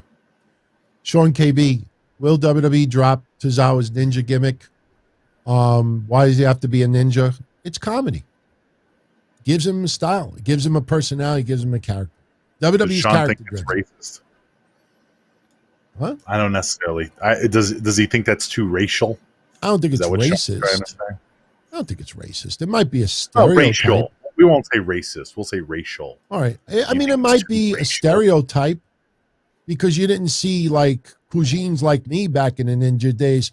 Hey, how you doing? I'm going to slash you with my sword. Yeah, these here, you stupid motherfucking. It was always a stereotype. It doesn't bother Yeah, it me. If there's other people out there that are bothered by it, that's whatever. Joe Punches just wanted to super chat us that he needs suspenders. Jeff Hardy dropped some AEW teasers at the meet and greet last week in Oklahoma City. I don't doubt that wrestlers are going to tease here and there. You know, hey, what's funny is I don't know who this guy is. I know his last name is Snowden. Thank you, Joe. Yeah. I know the guy's last name is Snowden. And he writes wrestling, and he writes today that, a lot of these wrestlers that sign with AEW, it's not about making the big money contract. It's about having more of an easy schedule and being more family, and they're sacrificing more money that WWE offer them. Yeah, welcome to 2019. I mean, like, people are they come up with these epiphanies. I got to type this. I figured it out. Right. We've been saying this shit for 3 years. We talked about it with Christian going to TNA. Does anybody think that Christian broke the bank when he went to NWA TNA back in the day? Christian, you remember, Mitch, he did that interview. I loved it. I could go home and sleep in my own bed at night. Did I get a little bit of a break? That I could recharge mentally and physically. He took a lot less money to go to NWA TNA so he could still have an income, but work a lot lighter schedule. That's what these guys are doing. It's not brain surgery. The contracts, how many times do we talk on these shows about Tony Khan's contracts? That, look, we'll give you a base salary. It's not going to be a whole lot, but you could work other places as long as it doesn't contradict with our schedule. You could Twitch. You could sell this. You could do that. You could do this. Just run it by us. That's it. It's not rocket science. So, but thank you, Joe. And Herbert Doherty, Singapore is one of the greatest cities in the world. He's been there many times, and it's his personal favorite, not for the budget-minded. Okay. I mean, the channel I watch, they show you in American dollars how much some of the things cost, and it still is a lot cheaper than here in the States, especially here in New York. So, anyway, Mish, we're at 90 minutes. We said we were going to go about 90 minutes. I guess we could spend like 15 minutes if you don't mind. We'll take a couple of calls unless you want to go, and I'll take them myself. No, let's take some calls. All right. Take some calls. Like I said, if you all don't mind, like I said, if you have something that's on your mind that you want to ask us, just, ask right to the point. I mean, I'll be here Thursday taking calls all throughout the show. So, if you want to chat about anything, that's fine. But to call in and say, I thought AEW was awesome. I think most of us will probably say the same thing. So, all right. You got 2 call-in numbers. I haven't taken off the Do Not Disturb yet. 833-366-8686 or 225-366-8669.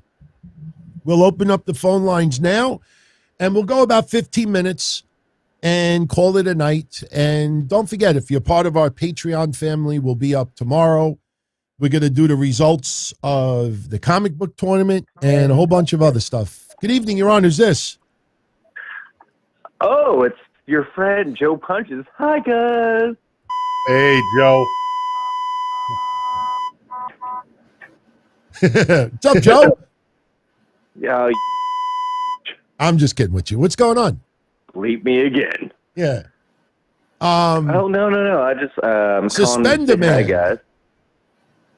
Suspend the man. man. I'm Karrion Kross. Look. TikTok. I want those suspenders. I need them. They don't bother me that much. Suspenders? They don't bother. Got to get those cross suspenders. You going out there looking like 1980s fucking warlord with those cross suspenders. Got to represent New York, Rome, New York, right? Rome, New York. Yeah. Hey, I'm doing my worst impression ever. I'm hey. I gotta go out there and sell some food. I gotta sell sofa. I gotta go out there and go, hey, like my suspenders. Gabba ghoul. I got me some bigger suspenders. Provolone mozzarella like a mama used to make. She make it the suspenders. It's a beautiful thing. Hey, you like the sofa? It's reversible cushions. Hey, look at this. Look at my suspenders. They stretchy. And meanwhile, I get banished. What do you want? It's all good. Meanwhile, I get banned for the net just because I say goody, goody, goody. Jesus. Hey, I'm down. Get to the fucking point, man. What's on your mind? Get to the fucking point. Stop the Asian hate, all right? Just stop the Asian hate. Take your time, but hurry up here. All right, you don't get all night. I'm hurrying here. All right. Okay, so what I got to say is A&W, good show. The root beer? Ran a bit long. I feel like I aged a year when I got done with it. I'm I'm hoping AEW solves Adam Cole's jaundice problem. That's my hope. I mean, I'm happy to see Bryan Danielson showing up in AEW. That made me happy. Danielson, please. Sorry, Mish. Sorry. You know, a lot of people were joking today. You could buy this new Bryan Danielson shirt. You could buy it on Amazon. I'll give you my affiliate link. No animals were harmed in making that white T-shirt made by Danielson. No animals were harmed in the making of this T-shirt. It's made out of bamboo. I don't know. 100% cotton.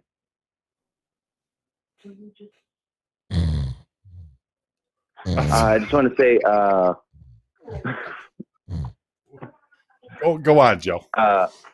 I'm sorry, I'm getting distracted here. Raw was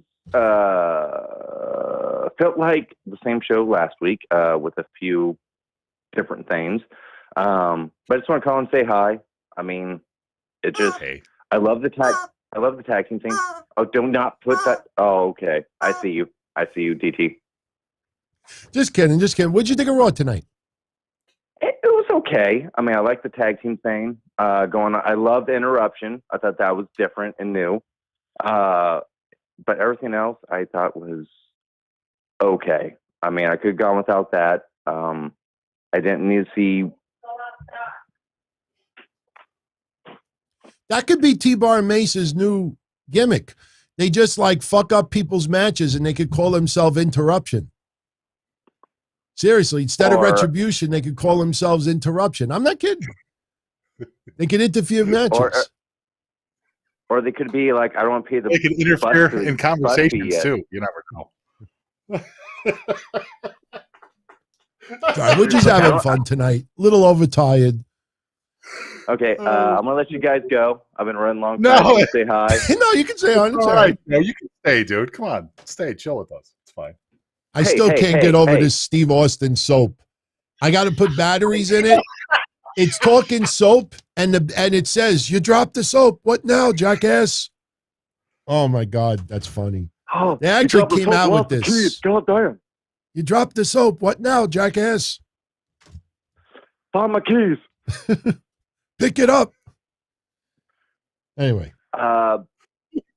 But there's a lot of this tag team I saw tonight that was just like they're avoiding paying the bus fees. That's what I was hoping was going on tonight. I was like, hey, we're here to be in this tag team because we want to avoid the bus fees.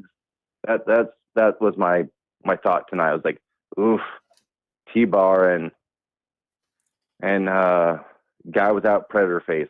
I was feeling rough for them tonight.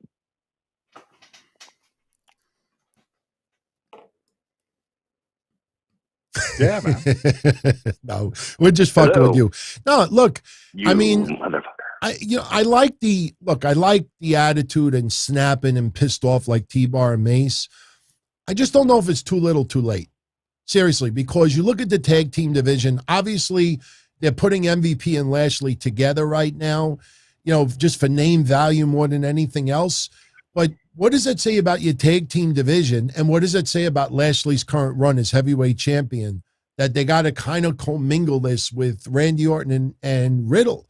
You would think that, okay, maybe we get some new and fresh feuds. Yeah, of course a rematch is appropriate. But after tonight, I'm saying to myself, okay, where does this leave Mansoor and Ali? Nothing much has changed.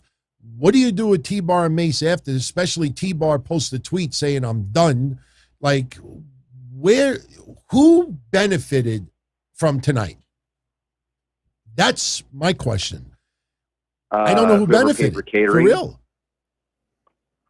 Yeah, I mean, Riddle and Randy stood out. A New Day is... Yeah, New Day is awesome. New Day is great. I mean, they're not going anywhere. I mean, they still got fan affection. Other than that, I mean, I just feel like they're just it right wasn't now, it wasn't a good night to advance anyone. NIA JAX is not higher on the food chain. Alexa Bliss is not higher on the food chain. Charlotte, it feels like they took a step down. Like nothing. And Miz and Morrison, not even a mention of it. It just feels like Kross and Morrison did a great job. Kross is probably the only one that I think. Yeah, Kross is the only one that was helped tonight, I honestly think. Overall, I don't even think Sheamus, because, again, everybody brings up the fact that Sheamus has not won a match against Damian Priest, and there ain't no way they're taking the title off of Damian Priest at Extreme Rules. That's stupid. So Kross is the only one that kind of benefited from tonight. Yeah. I mean, I feel like Charlotte is, I mean, I hate to say it, but I feel like she's far and beyond a class above everyone else right now. She is, and that's the fault of WWE for not being able to build up competition for her that's enticing to the fans. I know a lot of people hate Charlotte because Charlotte's the best. Charlotte's constantly out there. Charlotte's constantly in the title picture. Charlotte constantly has a title. But the problem really is the WWE structure not being able to find anyone or not being able to build up an opponent for her with the current roster that they have that people want to watch, that people are believable behind. They tried with Rhea, that failed. They tried with Nikki, that failed. You know, now they're going to try with Bliss. They had, honestly, they had something with Nia there for half a second, but apparently they threw all that PR into the garbage for whatever fucking reason.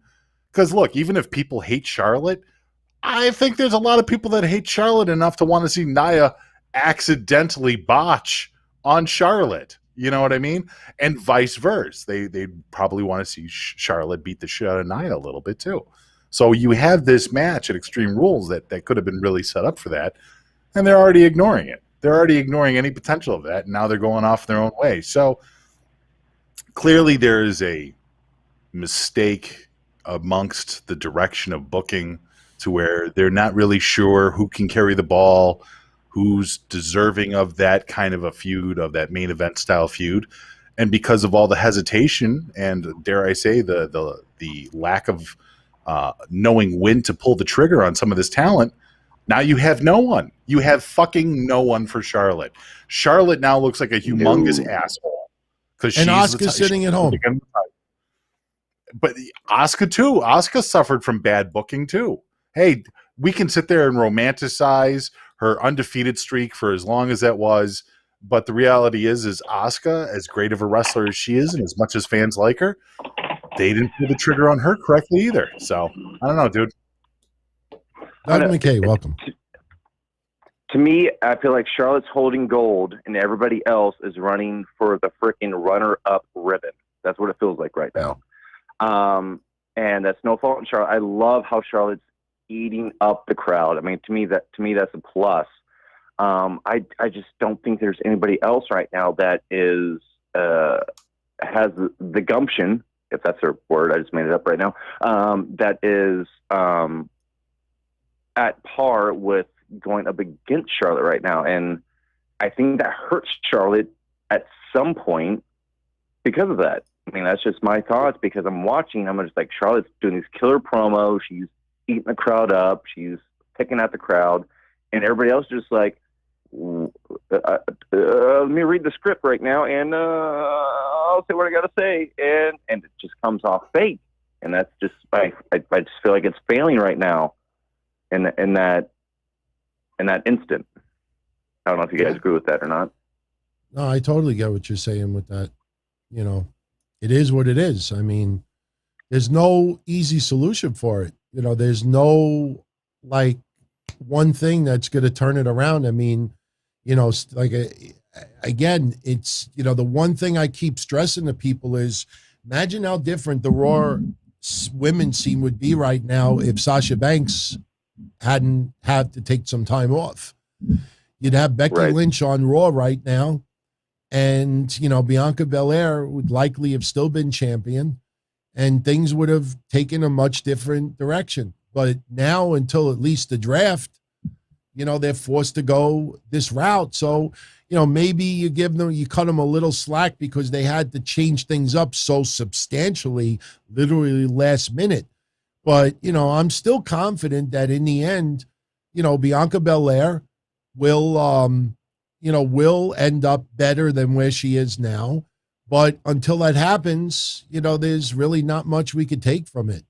I mean, it's only one show, but still, this is leading up to Extreme Rules, and there's a lot of things that is suddenly being built up that I'm not too thrilled about, but it is what it is. Yeah. We just got to hope for the best. Yeah. And thank you guys for tonight. Thank you, my friend. I've been here. All right. All the best can't wait to you. For Extreme Mediocre Rules. I can't wait. Yay. Yep. Love you guys. Bye. All right. Take care, my friend. Okay. All right. We'll take a couple more calls. Put the number back up here. If anybody that doesn't have it on speed dial. Good evening, you're on. Who's this? Oh, is this DT? Yes, it is. Oh, nice. This is Ramsman. Hey, what's up, man? I got your email, and I'm going to get it out to you either Wednesday afternoon or Thursday morning, depending on what time I get my envelopes. Oh, nice. I appreciate that. Yeah, what's going on? Hey, this first question is strictly for Mish, because I already asked you, DT, in your members-only Q&A. Yeah. So just for Mish, what is your thoughts on Aubrey Edwards as a referee? Personally, I cannot stand her. Me and Joey have talked about this numerous times, but Aubrey Edwards is she's not a great ref. She's not a great example. I went into a real long diatribe with myself and even DT talking about some of the problems with wrestling today and revolving around a lot of the ref antics. And Aubrey Edwards is one of those people that lives and dies by referee tropes that are, it's just horrible. Last night is a perfect example. When you think about the match and the call that she had with Jericho and MJF, she literally did the worst possible thing you could do as a ref. She took all the heat off the match and put it on her. Exactly. The fans were angry at her. They weren't angry at Jericho. They weren't angry at MJF for winning. They were angry at Aubrey Edwards, a referee that has nothing to fucking do with the match. But I digress. And then you had, of course, what's his name, come from the outside of the ring to try and save it. But once again, now he got the babyface love because now he's the good guy ref coming in there correcting Aubrey Edwards. It's like it was another entire fucking storyline that didn't need to interfere or interrupt with what Jericho and MJF were doing last night. She is a problem, but the AEW diehards live and breathe by her. She is their queen. It is what it is. I can't say much about it else, I won't answer my Aubrey Edwards here, but I'll say this. If there was ever a time yesterday that Tony Khan should have been the one to come out, it should have been last night. Because for 2 years, these referees have watched clusterfucks happen right before their eyes and do nothing about it. And we're supposed to suddenly, the referee is supposed to really adhere to the rules. So if anything, Tony Khan should have been the one to come out on the microphone and say, no, a match this important, that does not go out like this. Or better yet, you don't do the stupid spot to begin with. You don't do the leg on the rope count out spot. Oh, it was the dusty finish. It was a dusty finish. It didn't need it. It didn't need it. The feud had more than enough legs to exist and be a great match without all that fuckery. It really did. It was a great match. MJF versus Jericho was a great match. And to me, this hurt MJF even worse. Than he already was. I mean, sure, he beat Jericho 3 times. But what in this whole feud for a year, I listened to Jim Cornette and his takes on this. What in this whole year has this done for MJF? What has this ever done? Good point. Not much. I mean, if Jim Cornette doesn't see any kind of benefit to MJF from this, I mean, a peon like me ain't going to see it either. I didn't see any benefit to MJF from this at all. At all. I still think he's an amazing fucking talent. Don't get me wrong. This guy is their superstar. He really fucking is. But that match last night with the Aubrey Edwards crap, it wasn't necessary, man. It just really wasn't. Yeah, and of course, Aubrey has to be Jericho's ref. She's always there for the Jericho matches. Good point. And then, just real quick, 2 more things, and I'll let you guys go. Sure. Before you leave tonight, DT, you got to show the pic with the chest hair and the Daphne Wonder Woman. I love that pic. Okay, I'll put it on right now. Always... Actually, again, I got to thank the person who enhanced it. If I knew that this was being done, I would have seriously requested that. And by the way, Courtney, I got one going out to you also. Just won't be till Wednesday or Thursday because I'm waiting for envelopes. But whoever enhanced this, I kind of wish they would have taken the chest hair out. It kind of seems like the hair got enhanced also. But yeah, that is 2002. This was the same. This was the Chiller convention, and this was this was the night that we all hung out at the Jersey there it is. bar after. Yeah, there it is. My Jerry the King Law. Trust me, I was not a huge fan of Jerry Lawler in 2002, but people pointed out that I had the Jerry Lawler goatee, the Jerry Lawler hair, and the Jerry Lawler chest hair, and believe me, that was not intentional. And looking back on that, I kind of understand why a lot of people got shied away from that. I don't know why. I look back on it and I say to myself, my God, at some point in my life, I thought just having loads of chest hair hanging out of my shirt was like a sexy thing to do. So, that is the infamous photo. So. Okay, and so last thing before I let you guys go, just thank you for always doing the shows over the years. I think I've been a fan since about 2012, 2013. I used to follow both of your guys' shows at the same time, but I can't always keep up with Wrestling Soup as much anymore. So, but after Mish's little take on CM Punk earlier, I think I'm gonna have to go back and watch that recap. So yeah, thank you guys for doing what you do, and much love. Much love, my friend. Be well. I talk to you soon. Good night. Take care, Ramsey.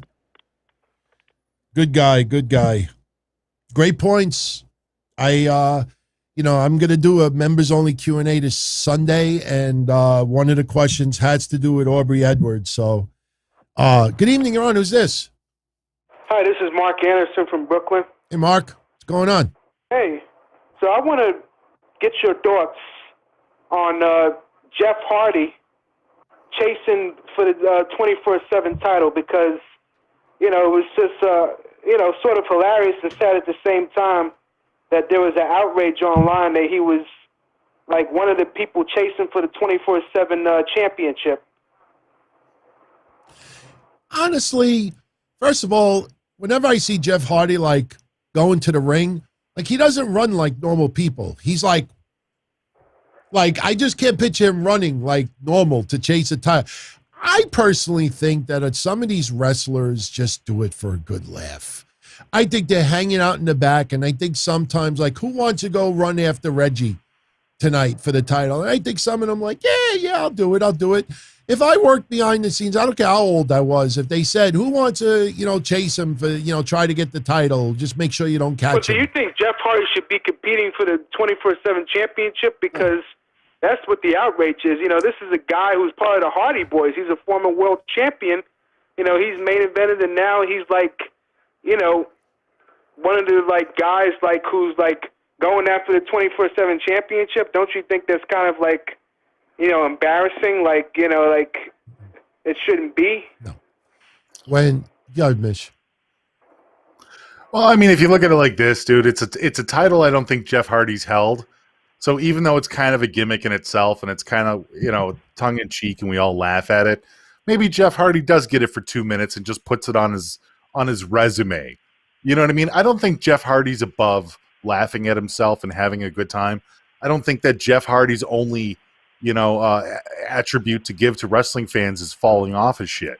So if he wants to go ahead and work the 24/7 title, it's fine.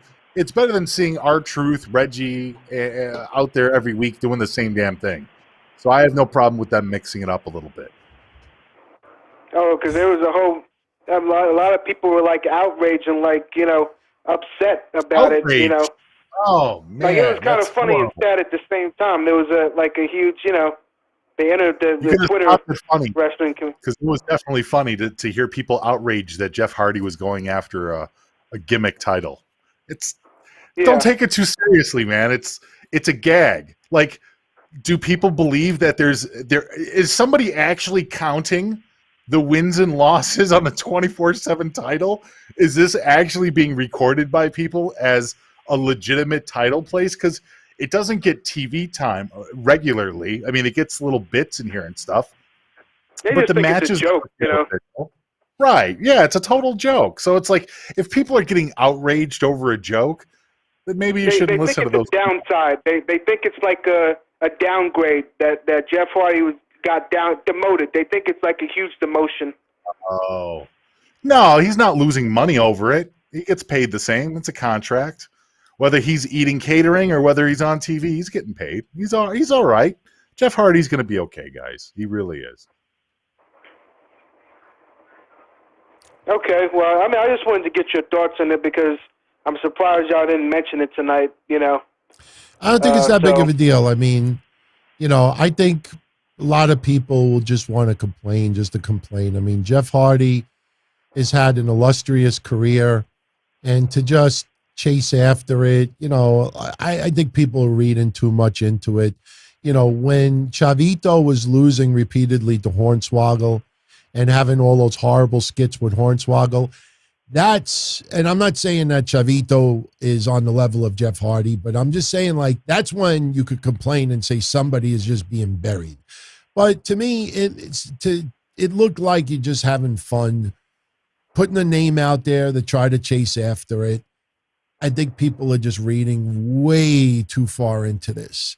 I mean, if they humiliated Jeff Hardy and made him look like a goof, you know, that's different. To me, it was just, you know, it was just comedy. I think some people need to lighten up a little bit.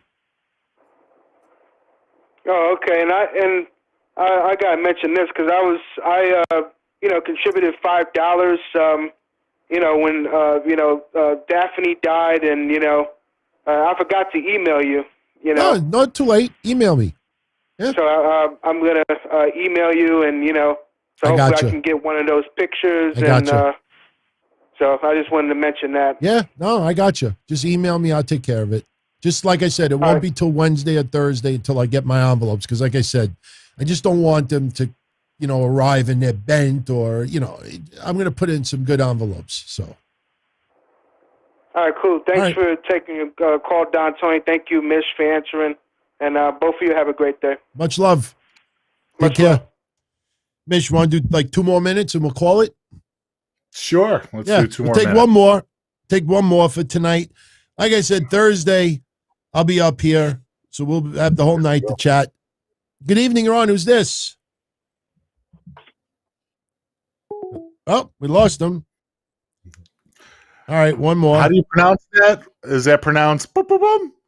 I don't know. I have 2 voicemails going at the same time. So, hey, you're on. Who's this? Hey, the team, this is Nair. How are you doing? Hey, Nair, what's going on? Wow, what time is it in Israel right now? It's like, what, 6 a.m.? Nair? Oh, that's my fault. Okay, now you should be good. You should be good. Sorry about that. Yeah, I said it's already 8. Oh, 8 o'clock. Oh, okay. All right. Yeah. And I am watching from afar of Israel putting out the 3rd dose of the vaccine. So I know you got your 3rd shot, and I've been watching from afar exactly what's going on, because everybody seems to be following the same format as far as what Israel's doing. Yeah, I think already 1/3 of the population got the 3rd vaccine. Yeah. Right here. Yeah. We're speeding things up. Very good. We're speeding things up. Yeah, anyway, so what's on your mind tonight? Did you guys see Gargano's Instagram post about Adam Cole? With the dog? No, he posted a couple of photos with him and Cole from NXT and different organization. He did some kind of a collage. And then he wrote, then, now, and forever, baby. Now, it could be interpreted as him just saying goodbye to his friend, but I found it a little cryptic. Do you think that maybe Gargano is saying that he will be joining his friend in the near future? Well, I'll say it like this. It's the same thing as Ruby Riott when she was first gone. A lot of her very close friends were posting a lot of tributes and collages and photos also. The picture that I saw earlier, Gargano, it's probably one of a collage. It was a picture of Adam Cole with his dog. And I think it was Gargano's dog. No, I think right now he's just paying tribute to his friend who they have a lot of history together. Arguably one of the greatest feuds ever in NXT. And sure. Adam Cole is done. And, you know, I think Johnny Gargano is just paying tribute to his friend. Never say never as far as Johnny Gargano in AEW. Right now, Candice LeRae is pregnant, so they're expecting their first child. So I think right now, Johnny Gargano probably is more focused on family than anything else.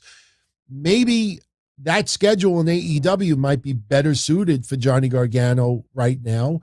But, you know, then again, Johnny Gargano doesn't have to tour much because NXT is based in Florida. So, no, I don't think there was anything cryptic about it. I think he was just paying tribute to his friend. But, you know, him in AEW in the future, it's possible. Yeah, I think, to be honest, I'd love to hear your opinions as well. But I think if Johnny goes to AEW, I think he's going to get lost in the shuffle. I love Gargano in NXT. I think he is one of the main reason NXT got his the success that it achieved. But if he goes to AEW now with all the talent that it acquired, he's not gonna live up to his potential. That's my opinion. That's my opinion, at least. It feels like he'll be more of a faction than actually, you know, just the sole star by himself. I mean, look at Adam Cole. They've already put him with the elite, so expect a lot of skits, a lot of segments. Daniel Bryan Danielson, you know, we don't know yet. CM Punk, we already know, is more of a part-time schedule. But, yeah, no, I'm with you. Johnny Gargano is, I have sung the praise for Johnny for a while, and I like Johnny, and he definitely is an important asset to NXT. I agree with you. I mean, I keep bringing up Andrade as an example because of the amount of money involved. Andrade is in AEW now for 13 weeks and has had one match. That's over 3 months, one match. Yeah. So, you know, how many matches? Yeah. So I agree with you. I think Johnny Gargano gets lost in the shuffle if he went to AEW. But I think, you know, depending on what these wrestlers want to do, if they're content with Twitch, streaming on Twitch and working part-time and getting a little side jobs and making some money on the side, selling their merch, that might be enough for some people for a few years. But yeah, I agree with you. I think Johnny Gargano would get lost in the shuffle. Honestly, I think it's just as simple as maybe he was paying homage to his friend. Yeah. I don't think everything on Twitter is Morse code and secret languages. I mean, there's definitely a lot of that shit going around, but not everything. And I think Gargano genuinely likes Adam Cole, and I think that they were genuinely friends. And if he's putting up little homages, little clips of their time together, I don't immediately buy that as being something that's, you know, insidious against WWE and NXT. They spent a lot of time together. They've wrestled against each other. There's no reason why they shouldn't be proud of each other and happy for each other, especially because Adam Cole debuted last night and he was probably very proud of his friend. I don't necessarily think that means that he's throwing away his money and his contract and his allegiances just because he wants his friend to do well. And I'm not saying that you're saying this either, Nir. I want to clarify that, but I'm sure there's a lot of people that are already coming up with the controversy mill, and they're probably already saying, oh my God, does this mean that Gargano's going to AEW? Dude, I don't know. I look at it like maybe sometimes we just have to read things at face value. And it's okay. It's okay to be proud of your friend if they go somewhere else and they make money. Mm-hmm. Agreed. Yeah, I agree with you. Before I'll let you guys continue, we are celebrating the Jewish New Year now. So Shana Tova to everybody. Happy New Year. Congratulations. What? I said Happy New Year. Yeah, and I say congratulations. And I apologize. I'm just looking at Melissa Santos's latest tweet. If anyone out there, I will say, if you appreciate beauty, go on Twitter right now. I just went on Twitter just to see if T-Bar and Mace wrote anything else, but just go to Melissa Santos's latest tweet, and I promise you all, you'll give me a like for tonight's show just for sharing that recommendation. I recommend. I wanted to thank. Yeah, thank you, Nir. Yeah, I wanted to thank you, DT, for the tribute of Daphne, because it really stuck to my heart. I've been suffering from some anxiety attacks since COVID. Now I'm okay. I'm stable. And yeah, you were totally right. Mental health is something that you don't need to deal with alone. If I didn't have my family and my wife, I don't know where I've been today. And I want to thank you for letting everybody know about it. Yeah, you're very welcome. You know, I was friends with her for 20 years, and I didn't hide that. I didn't bring it up to brag about it either, but she was an awesome woman. And the Daphne that I saw at the very end is I don't want to say it's not the Daphne I knew, but no one should ever fall that hard. And knowing how good she was inside, there's some people that you see in this world that it might sound cold, but when they end up with a huge demise, some people will say, they not that they deserved it, but they'll say you reap what you sow. She did not reap what she sowed. And I just felt that the 20 years of friendship, I owed it to just be a little bit personal. It wasn't a bragging. I was just trying to share with everyone, that she was a wonderful woman. And, I'm glad that it seems like that point came across.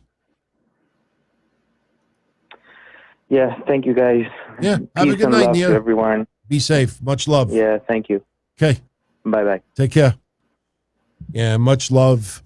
Much love. Tuning in all the way from Israel. So, Mish, I know you had a long night yesterday, day before.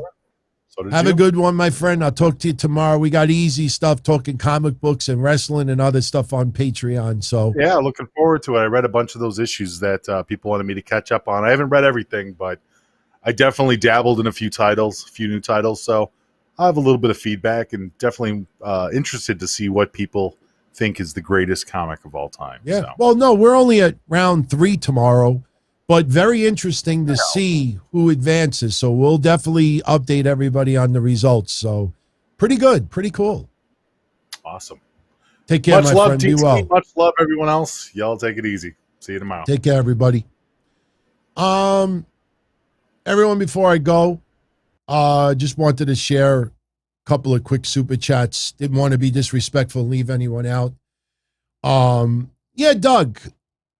I mean, I don't think anybody expected WWE to try to throw a pay-per-view like quality event tonight. To them, it's business as usual.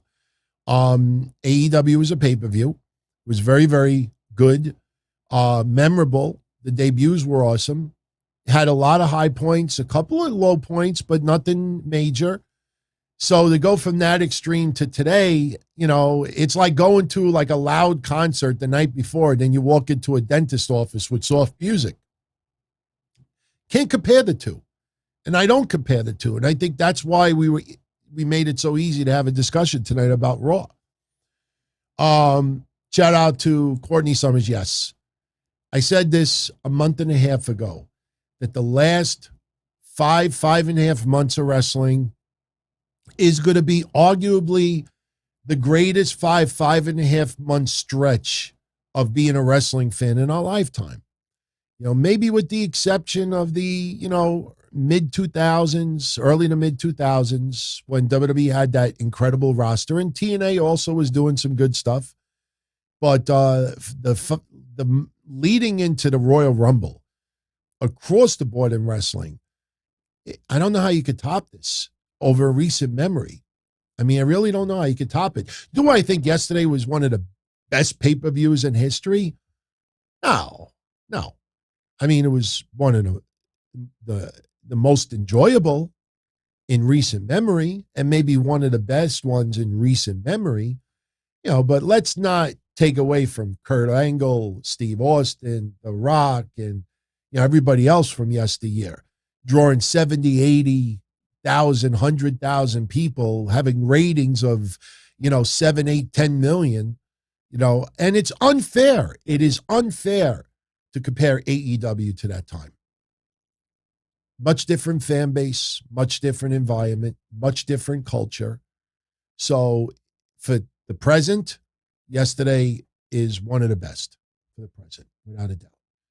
And Scorpio 1117, he wants everyone to check out Drake's new song, Too Sexy, with Future and Young Thug.